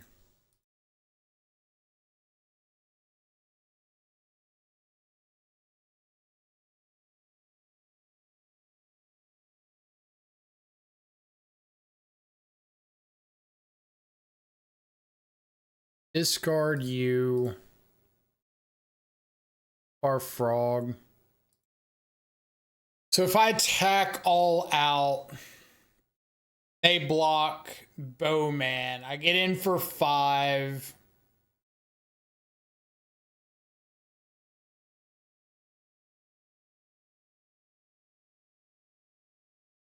That's worth it.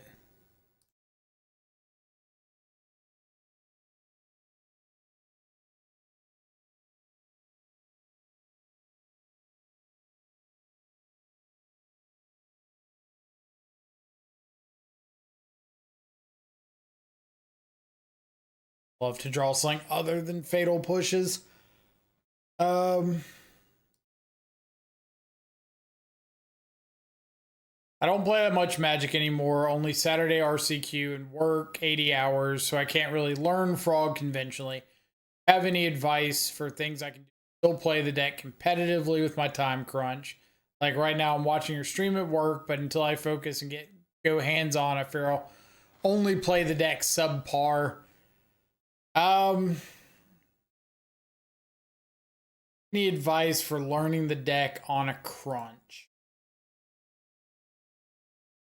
I think the big suggestions would be learn or try to learn some proactive mulligans. If you're not going to know the format as a whole, then your best chance is pretty much to try to play in a way that maximizes your ability to get out on the front foot. So if you can, just like goldfish hands, try to figure out lines that allow you to be more proactive and less reliant on waiting to see what your opponent's doing.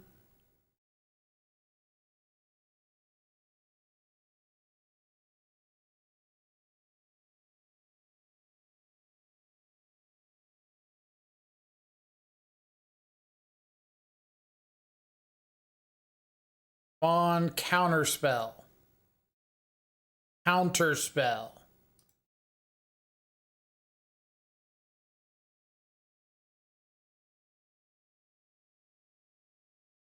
I do want to play out the Misty here because I have a chance to fetch into a Surveil land, put the Surveil, or put like a counterspell in the yard off that and snap it back.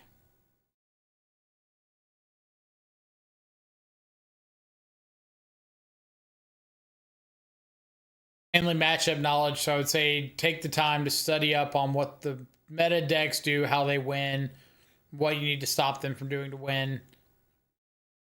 Yeah, a sideboard guide is fine, but I think the argument is basically that there's not time to study up on the format. So what can you do if you don't have the time to do that?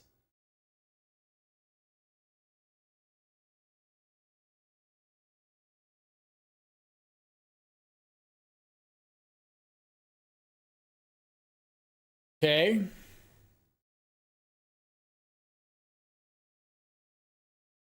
Let's start by attacking in with Frog.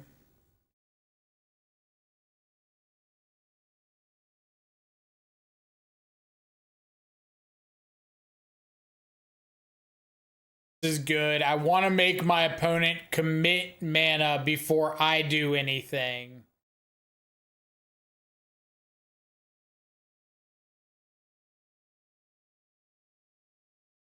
Oh, you. Caster.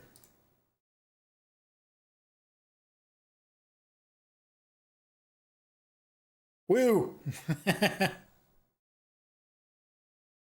Is the infamous bolt snap bolt. It does happen.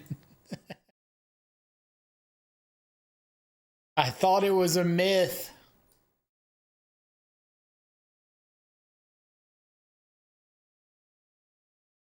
I think I'm going to bring in the Stern Scolding because they showed me Halo Forager.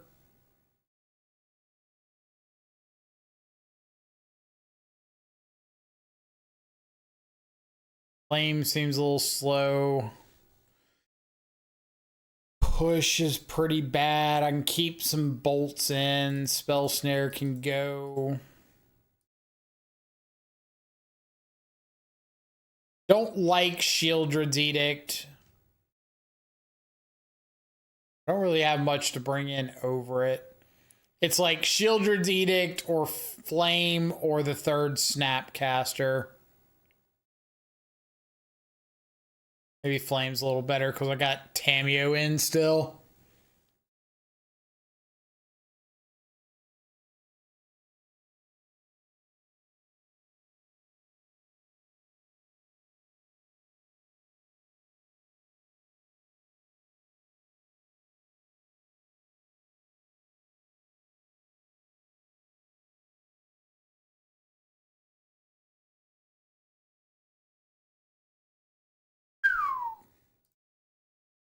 Double Overlord.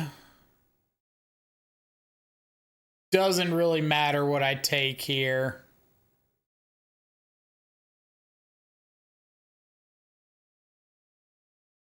And Forge.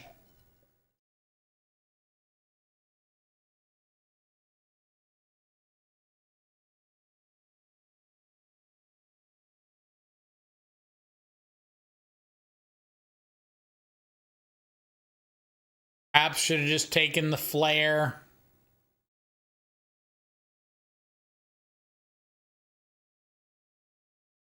Going in your deck post board.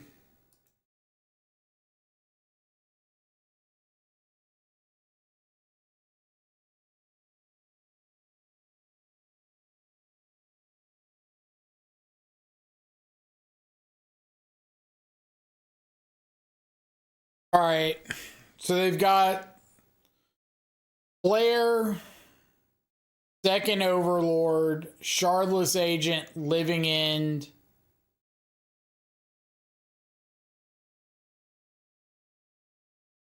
What do they do off the fetch? Put Endurance in the yard. So there's a chance that they don't have a third land. Not a big chance, but it's a chance.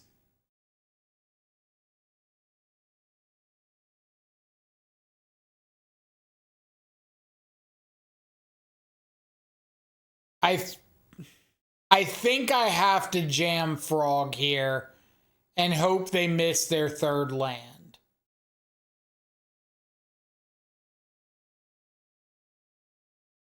If I hold up Counterspell,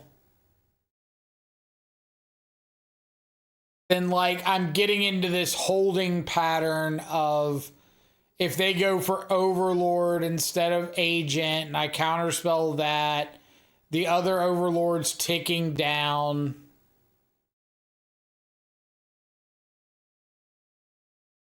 Yeah. Like, I think if they hit the third land, I lose.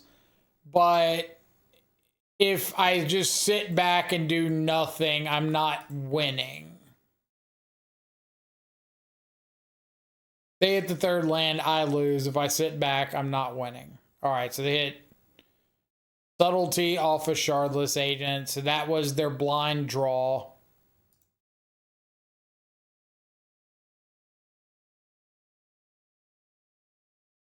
Same thing next turn. They get the Overlord back.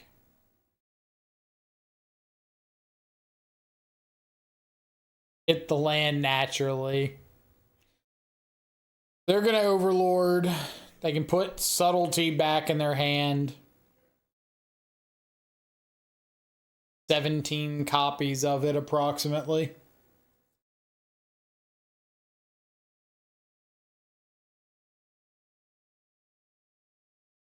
Core. This situation, I think, is much clearer specifically because you don't even have a third land in your hand. I'd agree to an extent. Like, even if I had the third land, it's not making the next turn, like, that much better. It was like, what's third land doing for me? Outside of like letting me snap Thoughtseize, which I probably can't do anyway.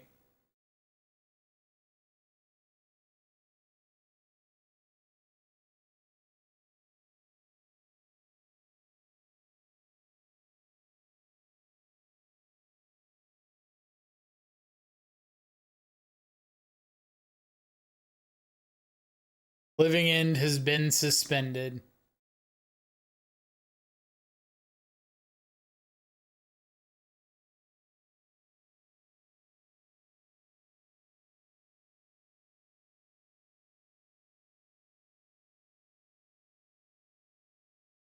Not, but you can at least do like Tamio hold counterspell now. With double counterspell, you can hold out a couple turns longer in a slow game. But like if it's a slow game, I'm losing to these overlords. So slow game is not really where I want to be at the moment, right?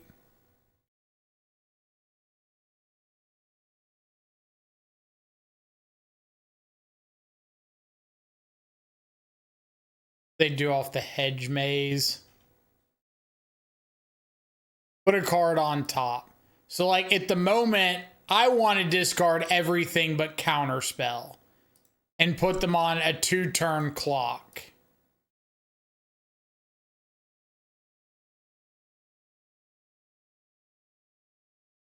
Guess it's a little slower than 2-turn clock, but maybe they fetch.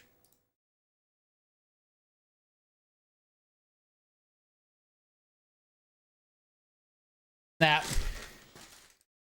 It typed in chat.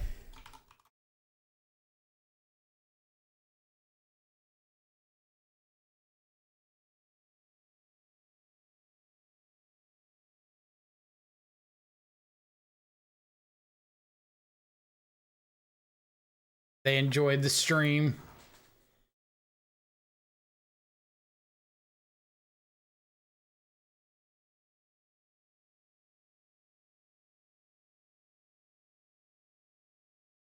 Oh, I guess we get to find out if their unknown card is like a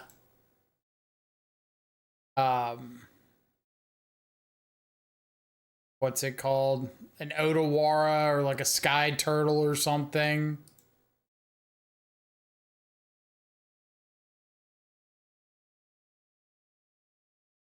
Jamming him with the frog. They want to block. That's an Overlord off the board.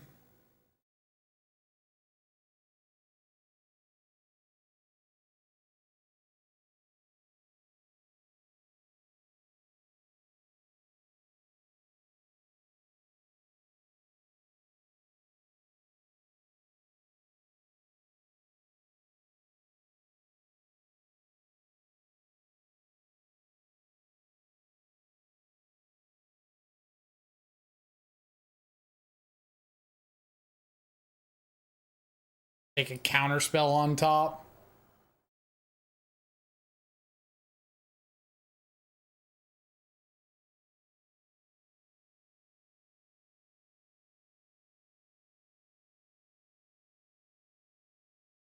Hans, what's up?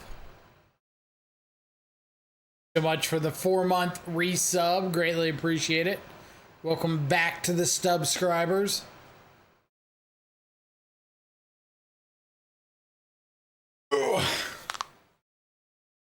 Yeah, they surveilled to the top off of that hedge maze. So it kind of had to be either a way to protect the living end or an uncounterable answer to the frog. It makes sense. It's unfortunate we were 1 turn off with getting to go for the lethal frog jump.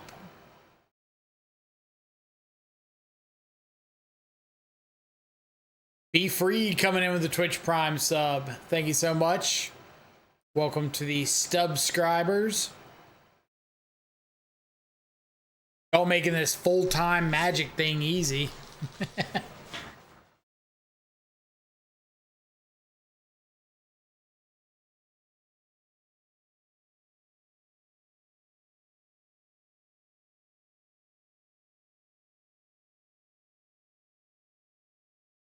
Grixis deck feels like something you can play to win an RCQ, but may not necessarily be the best big tournament list. I agree. Like, I think the deck is cool. I think it's got too many inconsistencies for a big tournament setting.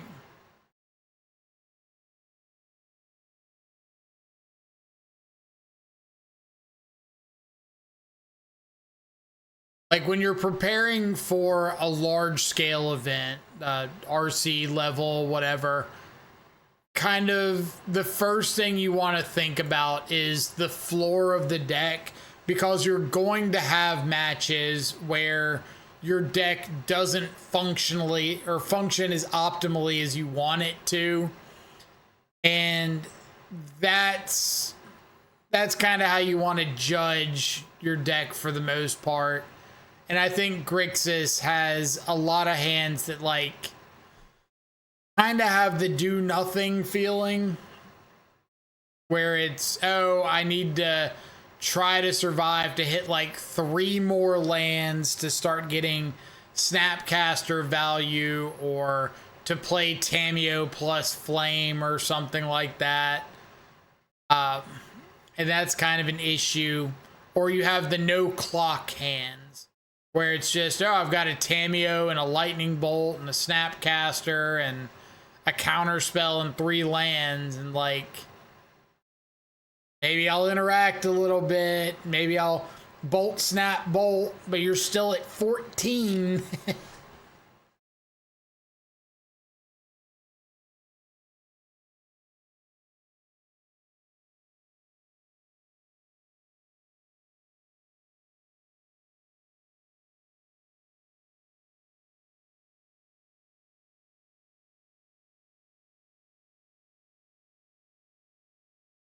I mean, this deck is beautiful to see, but essentially bad. Depends on how you feel about it. Like, I don't think the deck is bad. I just think that it's really trying to fight a game that is not the most efficient way to fight, if that makes sense. Like you're trying to nickel and dime opponents when everybody else is trying to dollar you. Like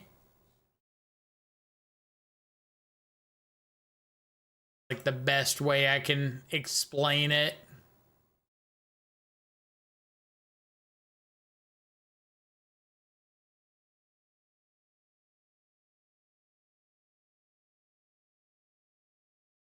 Have second dismember. Need to get this Tamiyo flipped.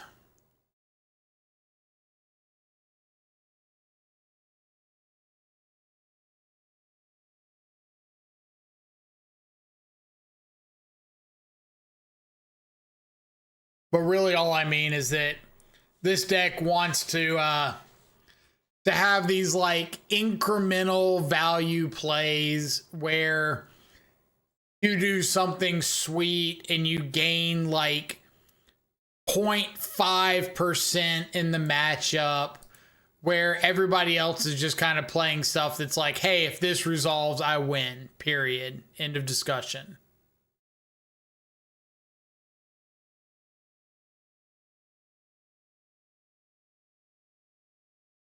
This resolves, we don't even have a game anymore.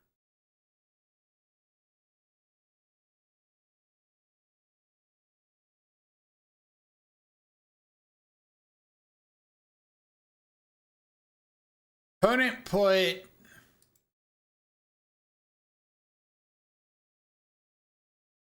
a living end in the yard.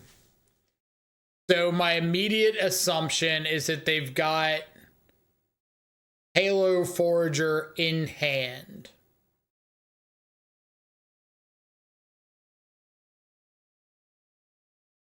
I go for Kaito here. I risk 1, not finding a land to be able to consign, but if they have a Flare of Denial, then it doesn't even matter if I find the land. they can flare after the Halo Forager has resolved.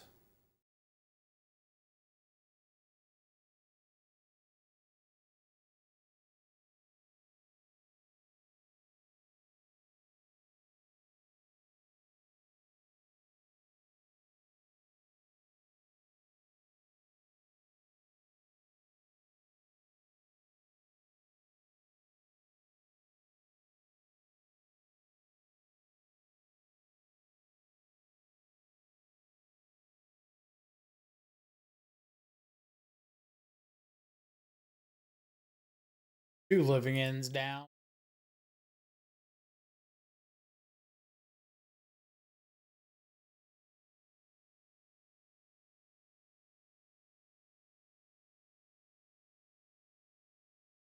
I would like to wait until I've got a Force of Negation in hand to potentially tap down for Kaito.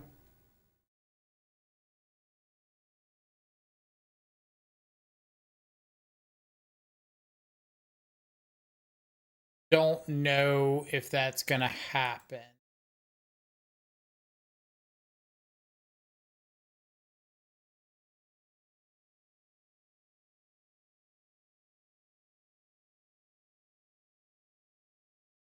How are we doing in the league so far? We're currently 2-1. And we're 1-1 into living in at the moment. Game 3.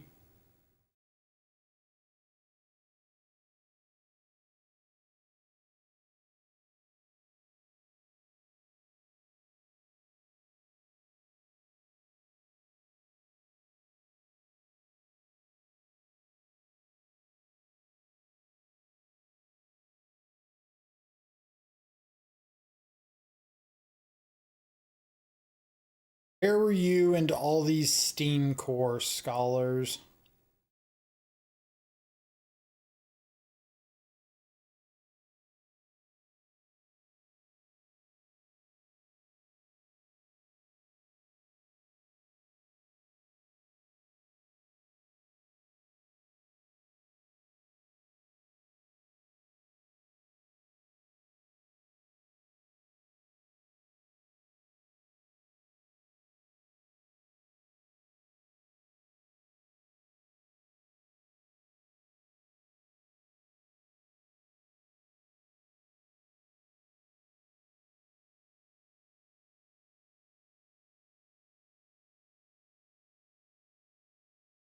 Now I can hold up replicated consign.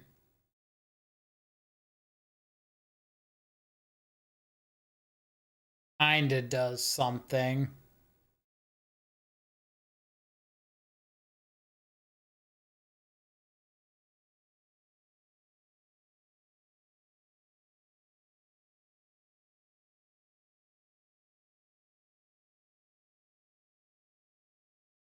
I do think I want a 0 Kaito looking for a Force.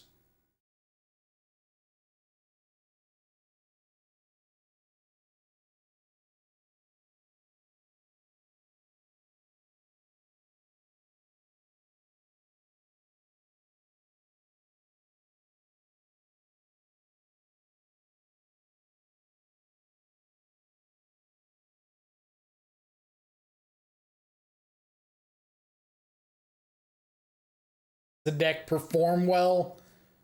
It's okay.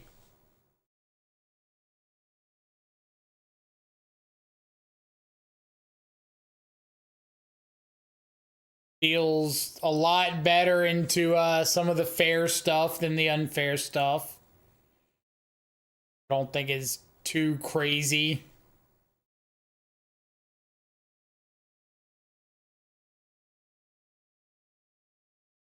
Goes down to 1. Oculus gaming today. Yeah, I think I'm gonna do the Esper Oculus list that won the showcase directly after this.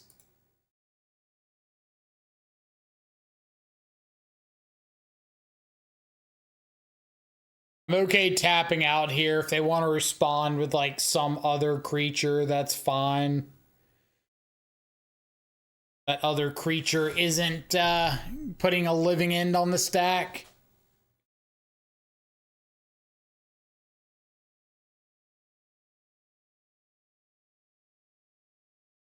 There's a force. Pick up on Kaito so we can attack into this endurance.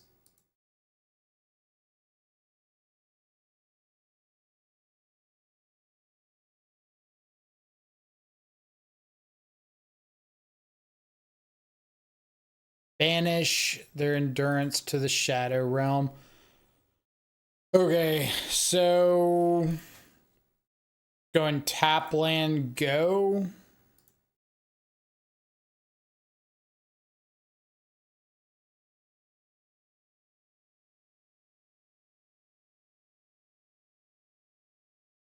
CVS for lists really can't play 3-color tempo decks. I like 2 mana base consistency.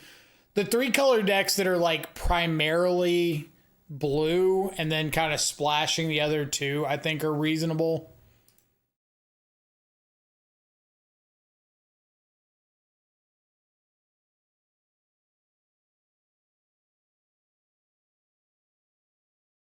I think when they're like playing a bunch of double color, off color spells, it gets a lot tougher.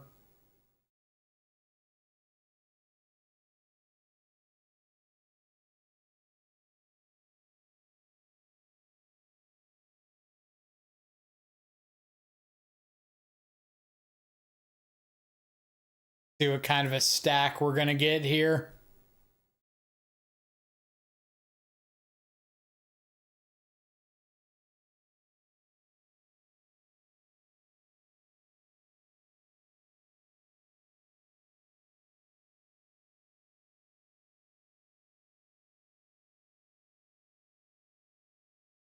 Like to keep my Kaito alive if possible.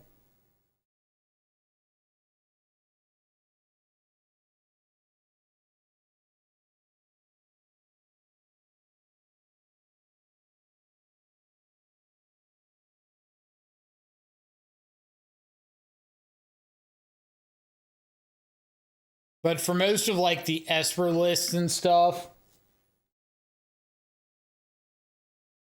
perfectly okay with me. Kaito stays alive, mission accomplished. Spend a bunch of spells.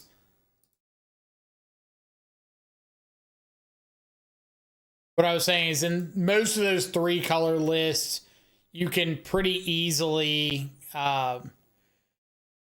play a land of your primary color type. So like a Watery Grave or Darkslick Shores or something early, and then just fetch for the other one.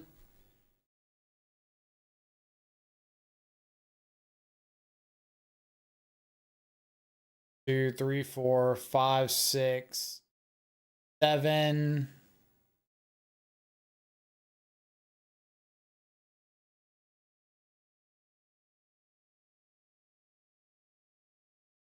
I can play out Frog, hold up, counter, consign, force.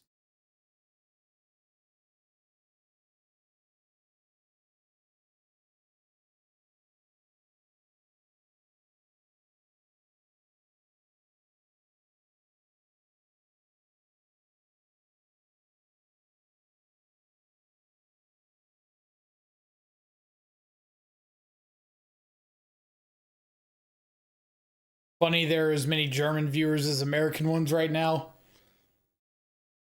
I've apparently got some German fans, which I think is pretty sweet.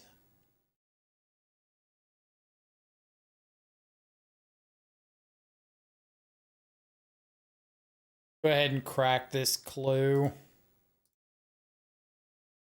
Know what's on top.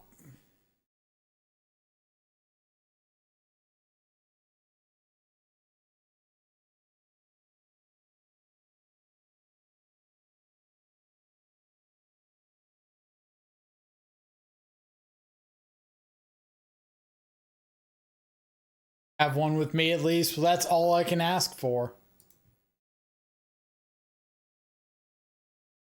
All right, so if I tick up Kaito, that's 5, 6, 7, 8.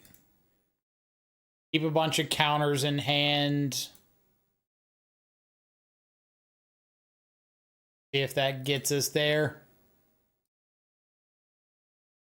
They could have a Sky Turtle. They could have the number of interaction.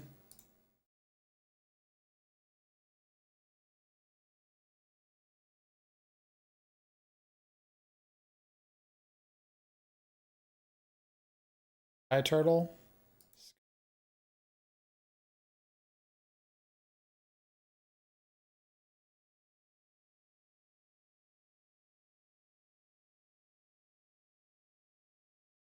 Pass and rely on Kaito.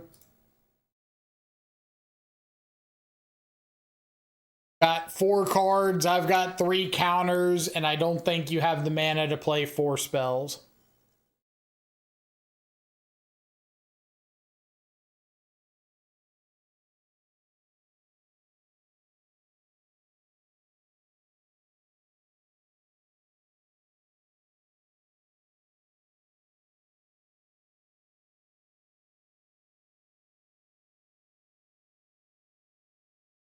I'm completely fine casting this Cling to Dust here because if they want to pick a fight on their turn, then I get Force and Negation. If they don't want to pick a fight, then I get to draw a card.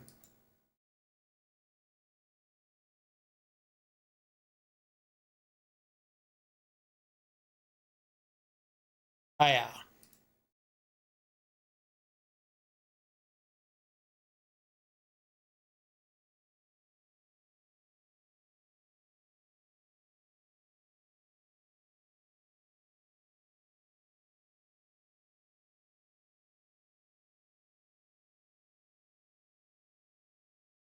Of Negation, a Flare of Denial.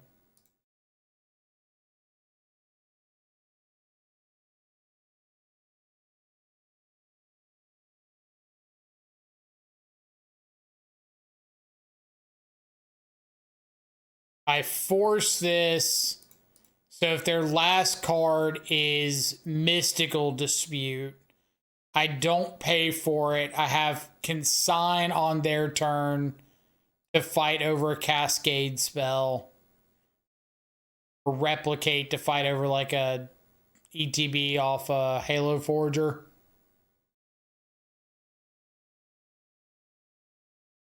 Kaito. Kaito. Kaito. Ninjutsuing we go. Do do do do do do do do do do. Kaito. Kaito. Kaito. Kaito.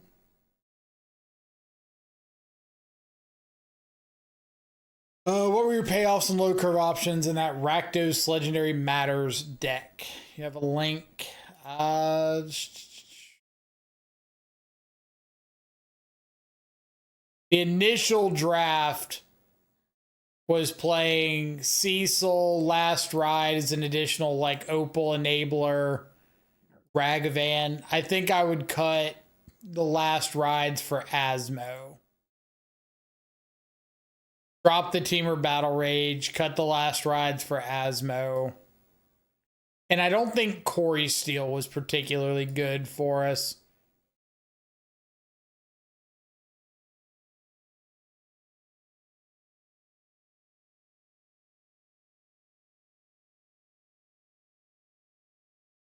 All right, well, Kaito or Psychic Frog on the play. Hard time throwing that back.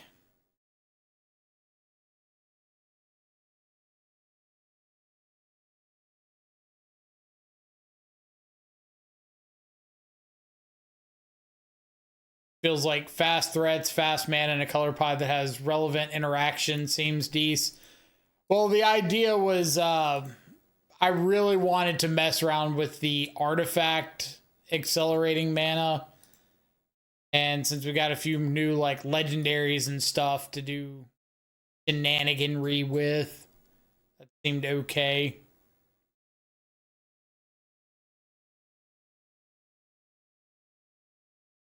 All right, opponent.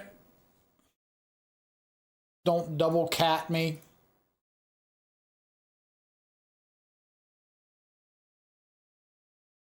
Asking very, very kindly.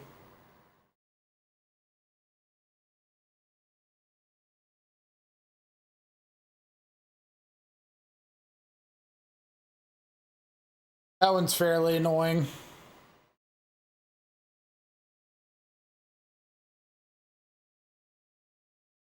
Yeah.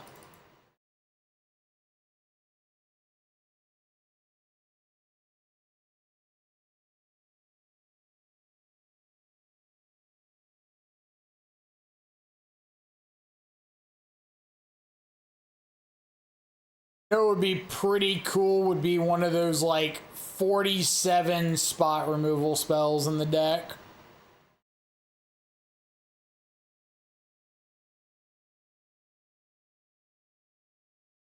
Maybe Asmo into the direction. We can just drop the shadow package for it.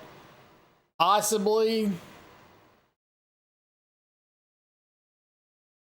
I don't know if I would dwell on that deck for too terribly long, though.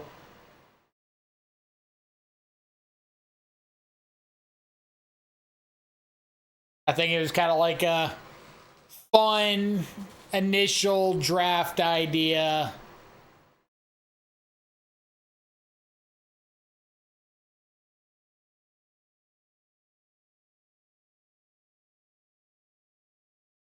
Jonathan.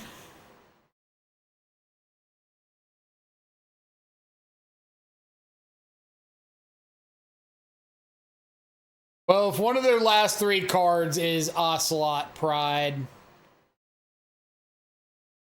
gonna be unfortunate for the home team.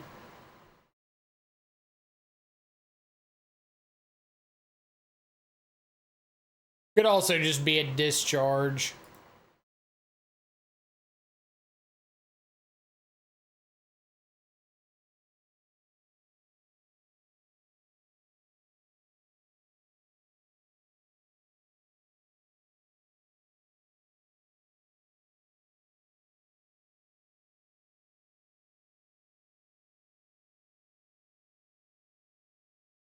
I think it's a cat.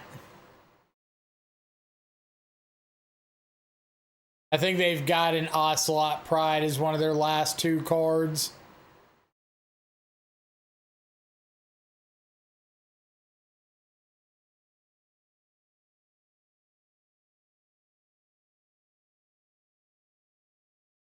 Alright. So this is for 5. I discard these 3. This is a 6. I kill the Voice of Victory at the cost of a counter spell.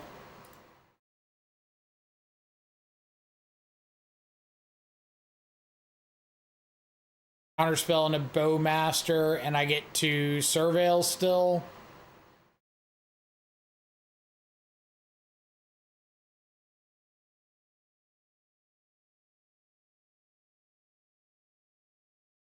I was really hoping they would like use their energy and forget about the extra counter.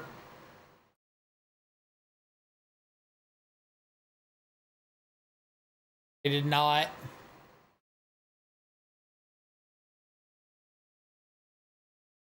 Okay.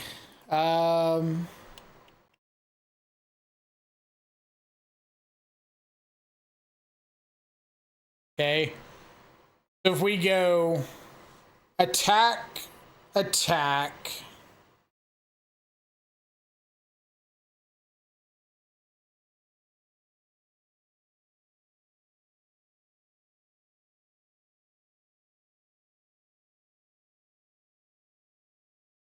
What if I fly the 1/2 and attack on the ground with the 6/7?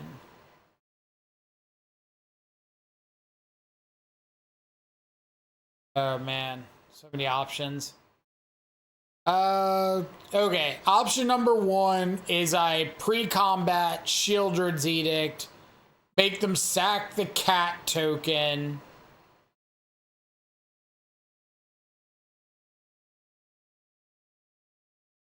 And they have to choose on the Ajani. If they flip, I kill the Ajani. So there's like no reason for them to flip. That's kind of the issue with the pre-combat Shieldred's Edict. I could name non-token and make them decide between the Ajani and the guide. I assume they keep the guide, lose the Ajani.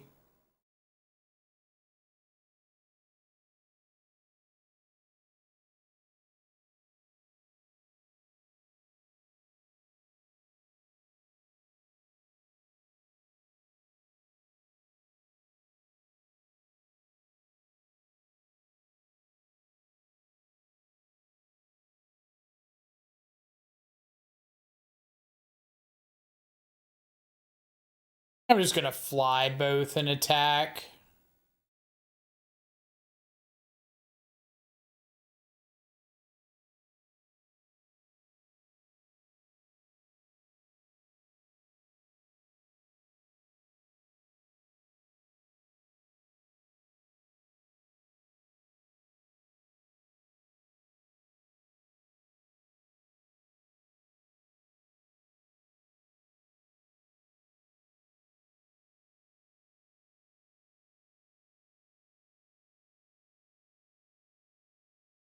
Well, like, the problem with all the suggestions in chat is the flip is a may. They can just choose not to flip the Ajani at any point. So, like, if I edict off the token, they can just not flip it, make me have the removal spell. And if they block, then I'm missing out on a draw that I kind of desperately want. Like, I don't want to just give them a free block on a 6/7 frog if I don't have to.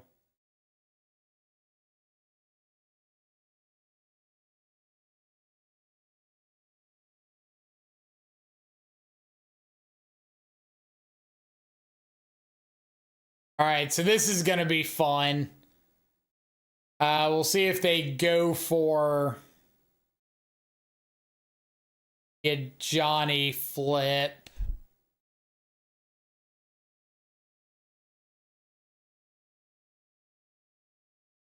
Yeah, okay, so a Johnny's going to flip, and with the Goblin Bombardment trigger still on the stack, we're going to Shieldred's Edict and make them sack the Ajani. So they'd never get to activate this. They lose out on their token. Frog takes one. We don't care.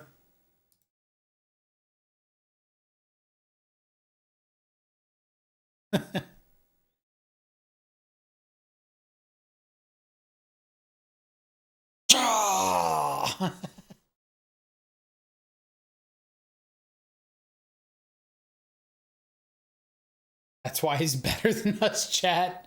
No, that's why I keep stressing to everybody that you don't have to just auto rush into making plays as soon as your opponent puts something on the stack. Stop. Think. You have options more often than not.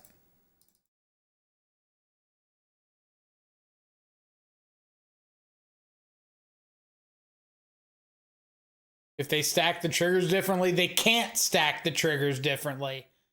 They have to put the Goblin Bombardment trigger on the stack first, activating it. So it has to be the last thing that resolves. Which means if they want to flip the Ajani, they have to decide on that trigger after the bombardment has been activated and on the stack.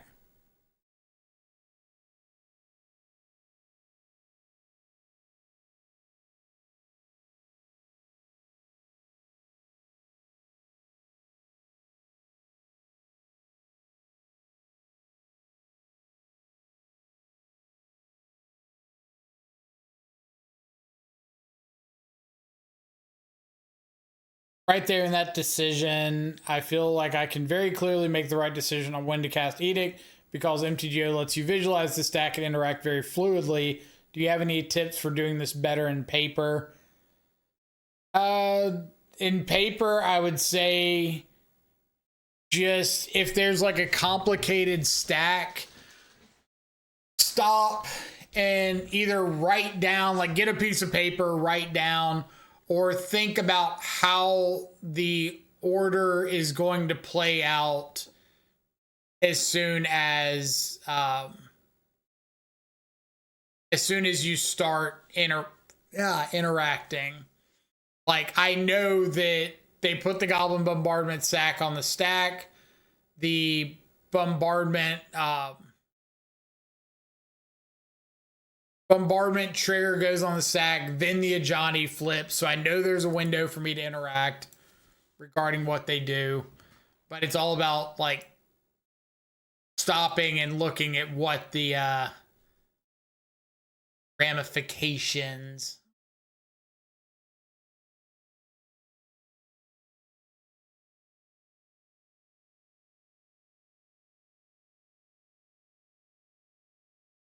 Can't they decide how to resolve the triggers? You can decide on how to resolve the triggers if they go on the stack at the same time. The problem is those triggers do not go on the stack at the same time because the Ajani or the bombardment has to be activated first and put on the stack before the Ajani actually triggers. The Ajani trigger doesn't happen until you have finished paying the cost and putting the ability of Goblin Bombardment onto the stack.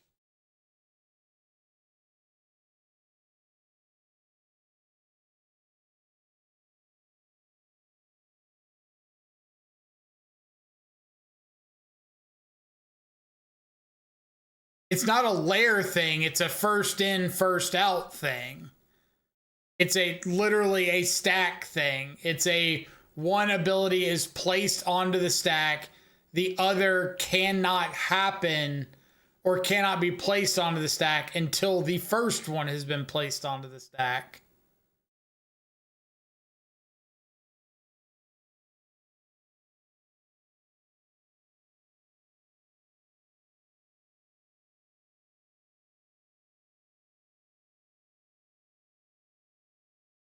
Well, Seasoned Pyromancer made this very, very awkward because now I've got a Shieldred's Edict that can't hit the Flage.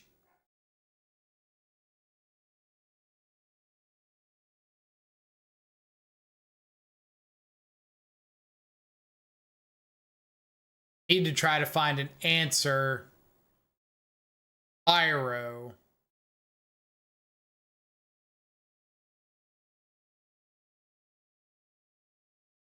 Or a counterspell for the Flage. One of the two.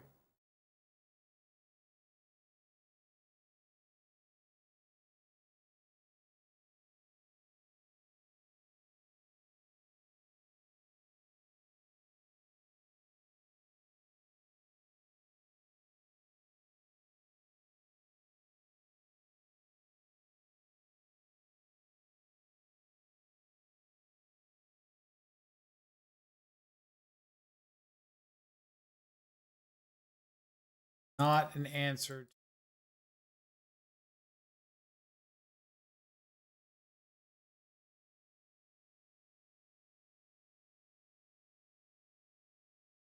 The hope is that opponent won't commit into this Flage this turn because I'm representing a bunch of open mana. Attack with a Spyro, give me a chance to hit another Surveil land.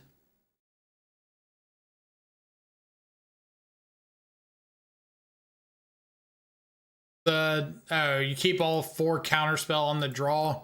Usually, yeah, because like the stuff you lose to more often than not out of energy is the stuff like Flage here that only really gets interacted with by cards like Counterspell.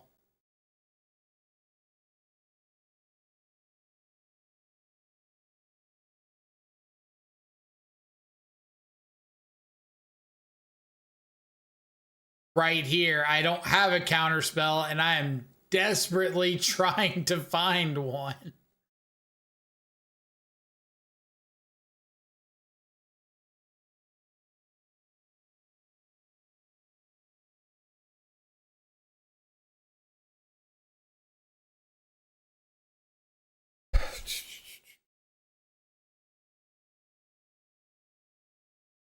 My play here.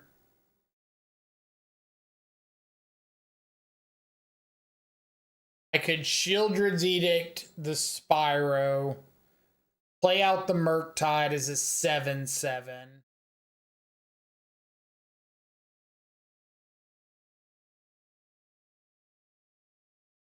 Escape Flage, shoot me.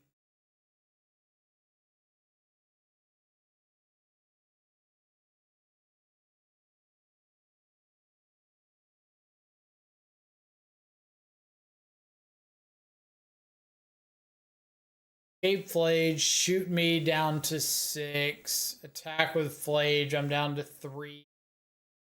Block with Murktide, token hits me to 2.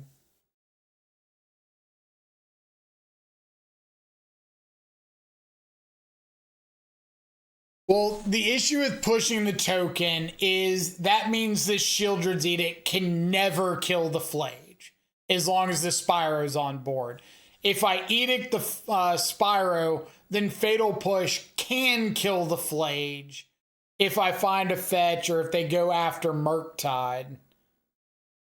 So it's just whether or not I want to maybe have a chance of dealing with the Flage or like not having one. Because if they escape this Flage with the arena, then I have to block the Flage, period. Which means the Shieldred's Edict is again reverted back to either hit Spyro or misses Escape Flage.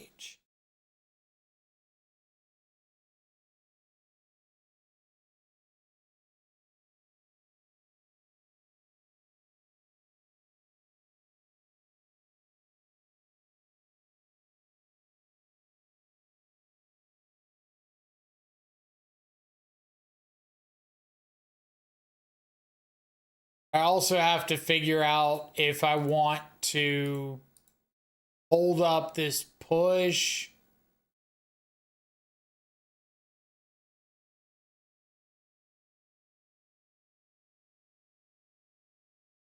Oh.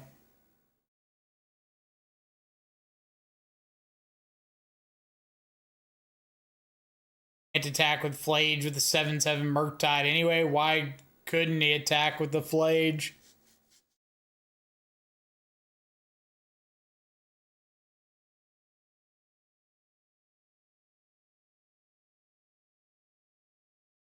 Like, worst case scenario is good, but it would die. Not if he points 3 at the Murktide.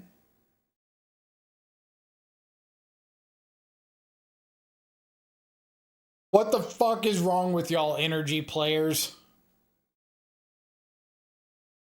Winota?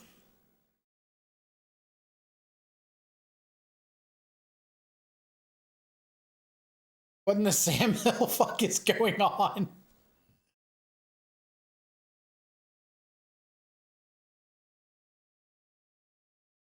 God, I so hope I hit a counter spell and my opponent loses this game because they're playing Winota.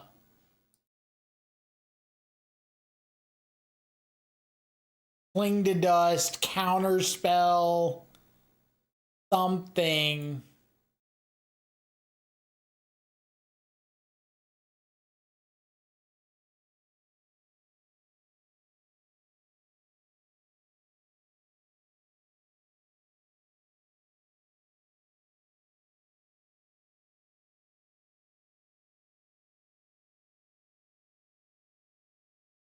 There's just zero chance. You cannot in a million years convince me that playing Winota there is better than an arena'd Flage.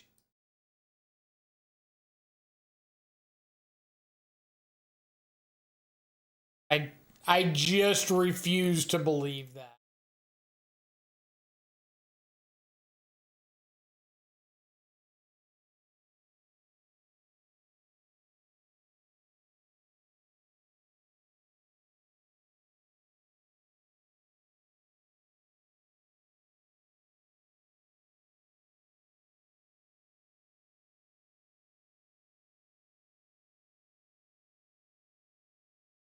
Stop saying an opponent forgot about it.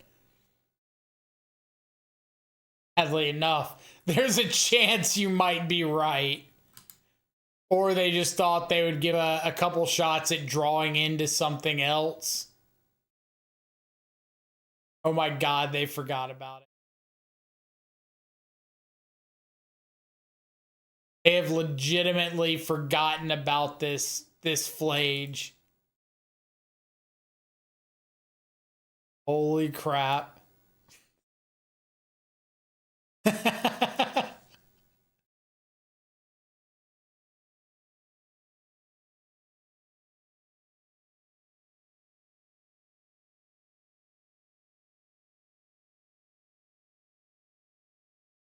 So we wait to see if they put the Spyro on the stack.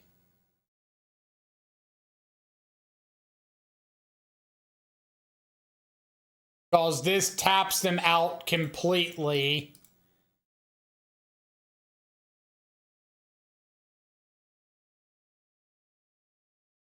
Boros players, you've gone too far down the well. Get out of the rabbit hole. Blink twice if you need help.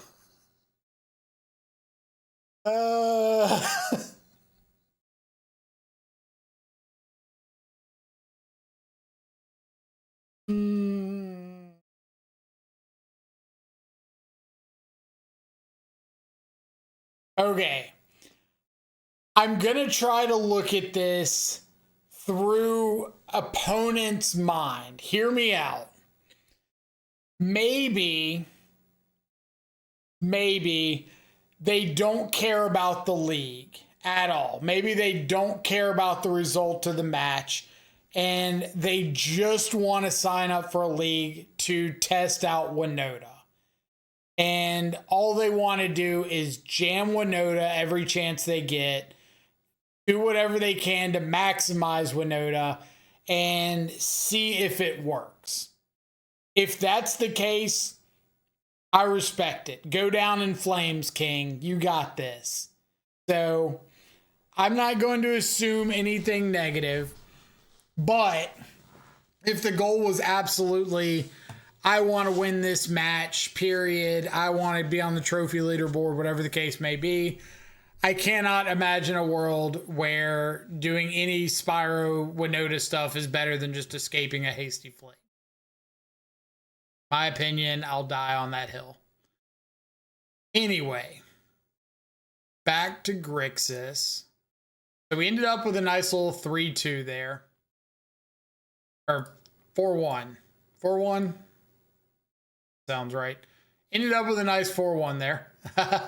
Some of the things I liked, some of the things I didn't like. Tamio has consistently been underwhelming for me. Like that entire league, we never saw Tamio flame. And Tamio by itself just ended up being like a roadblock half the time. Snapcaster was okay. I think the best thing Tamio did was enable Kaito once. But Tamio was pretty bad. Snapcaster was okay. Frog always great. Flame of Anor. Good against the artifact deck. Idling. We didn't see Flame of Anor very much at all. Force good. Murktide good. Kaito reasonable. Kling good. Children's Edict sucked. Well, Children's Edict was 50-50. We hit a flip to Johnny when nothing else could have. But if that Children's Edict had just been a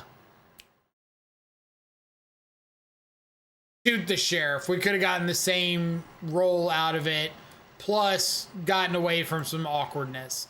So I would rather just play Shoot the Sheriff in this spot. Main deck Scolding, good. Jace, who didn't see out of the board. Consign, Thoughtseize, good. Never got to cast Illness. Fire Magic. We have to wipe some tokens against the first Boros opponent with Fire Magic, but I don't think it did anything like... Actually, no. It didn't do anything to make it significantly better than Pyroclasm. Because even against that end of turn, like Fire Magic against the first Boros opponent, we could have untapped, gone for Pyroclasm. They would have put a counter on their guide. We would have bolted. We would have had the exact same scenario for 1 mana less. So I don't think I'm sold on Fire Magic.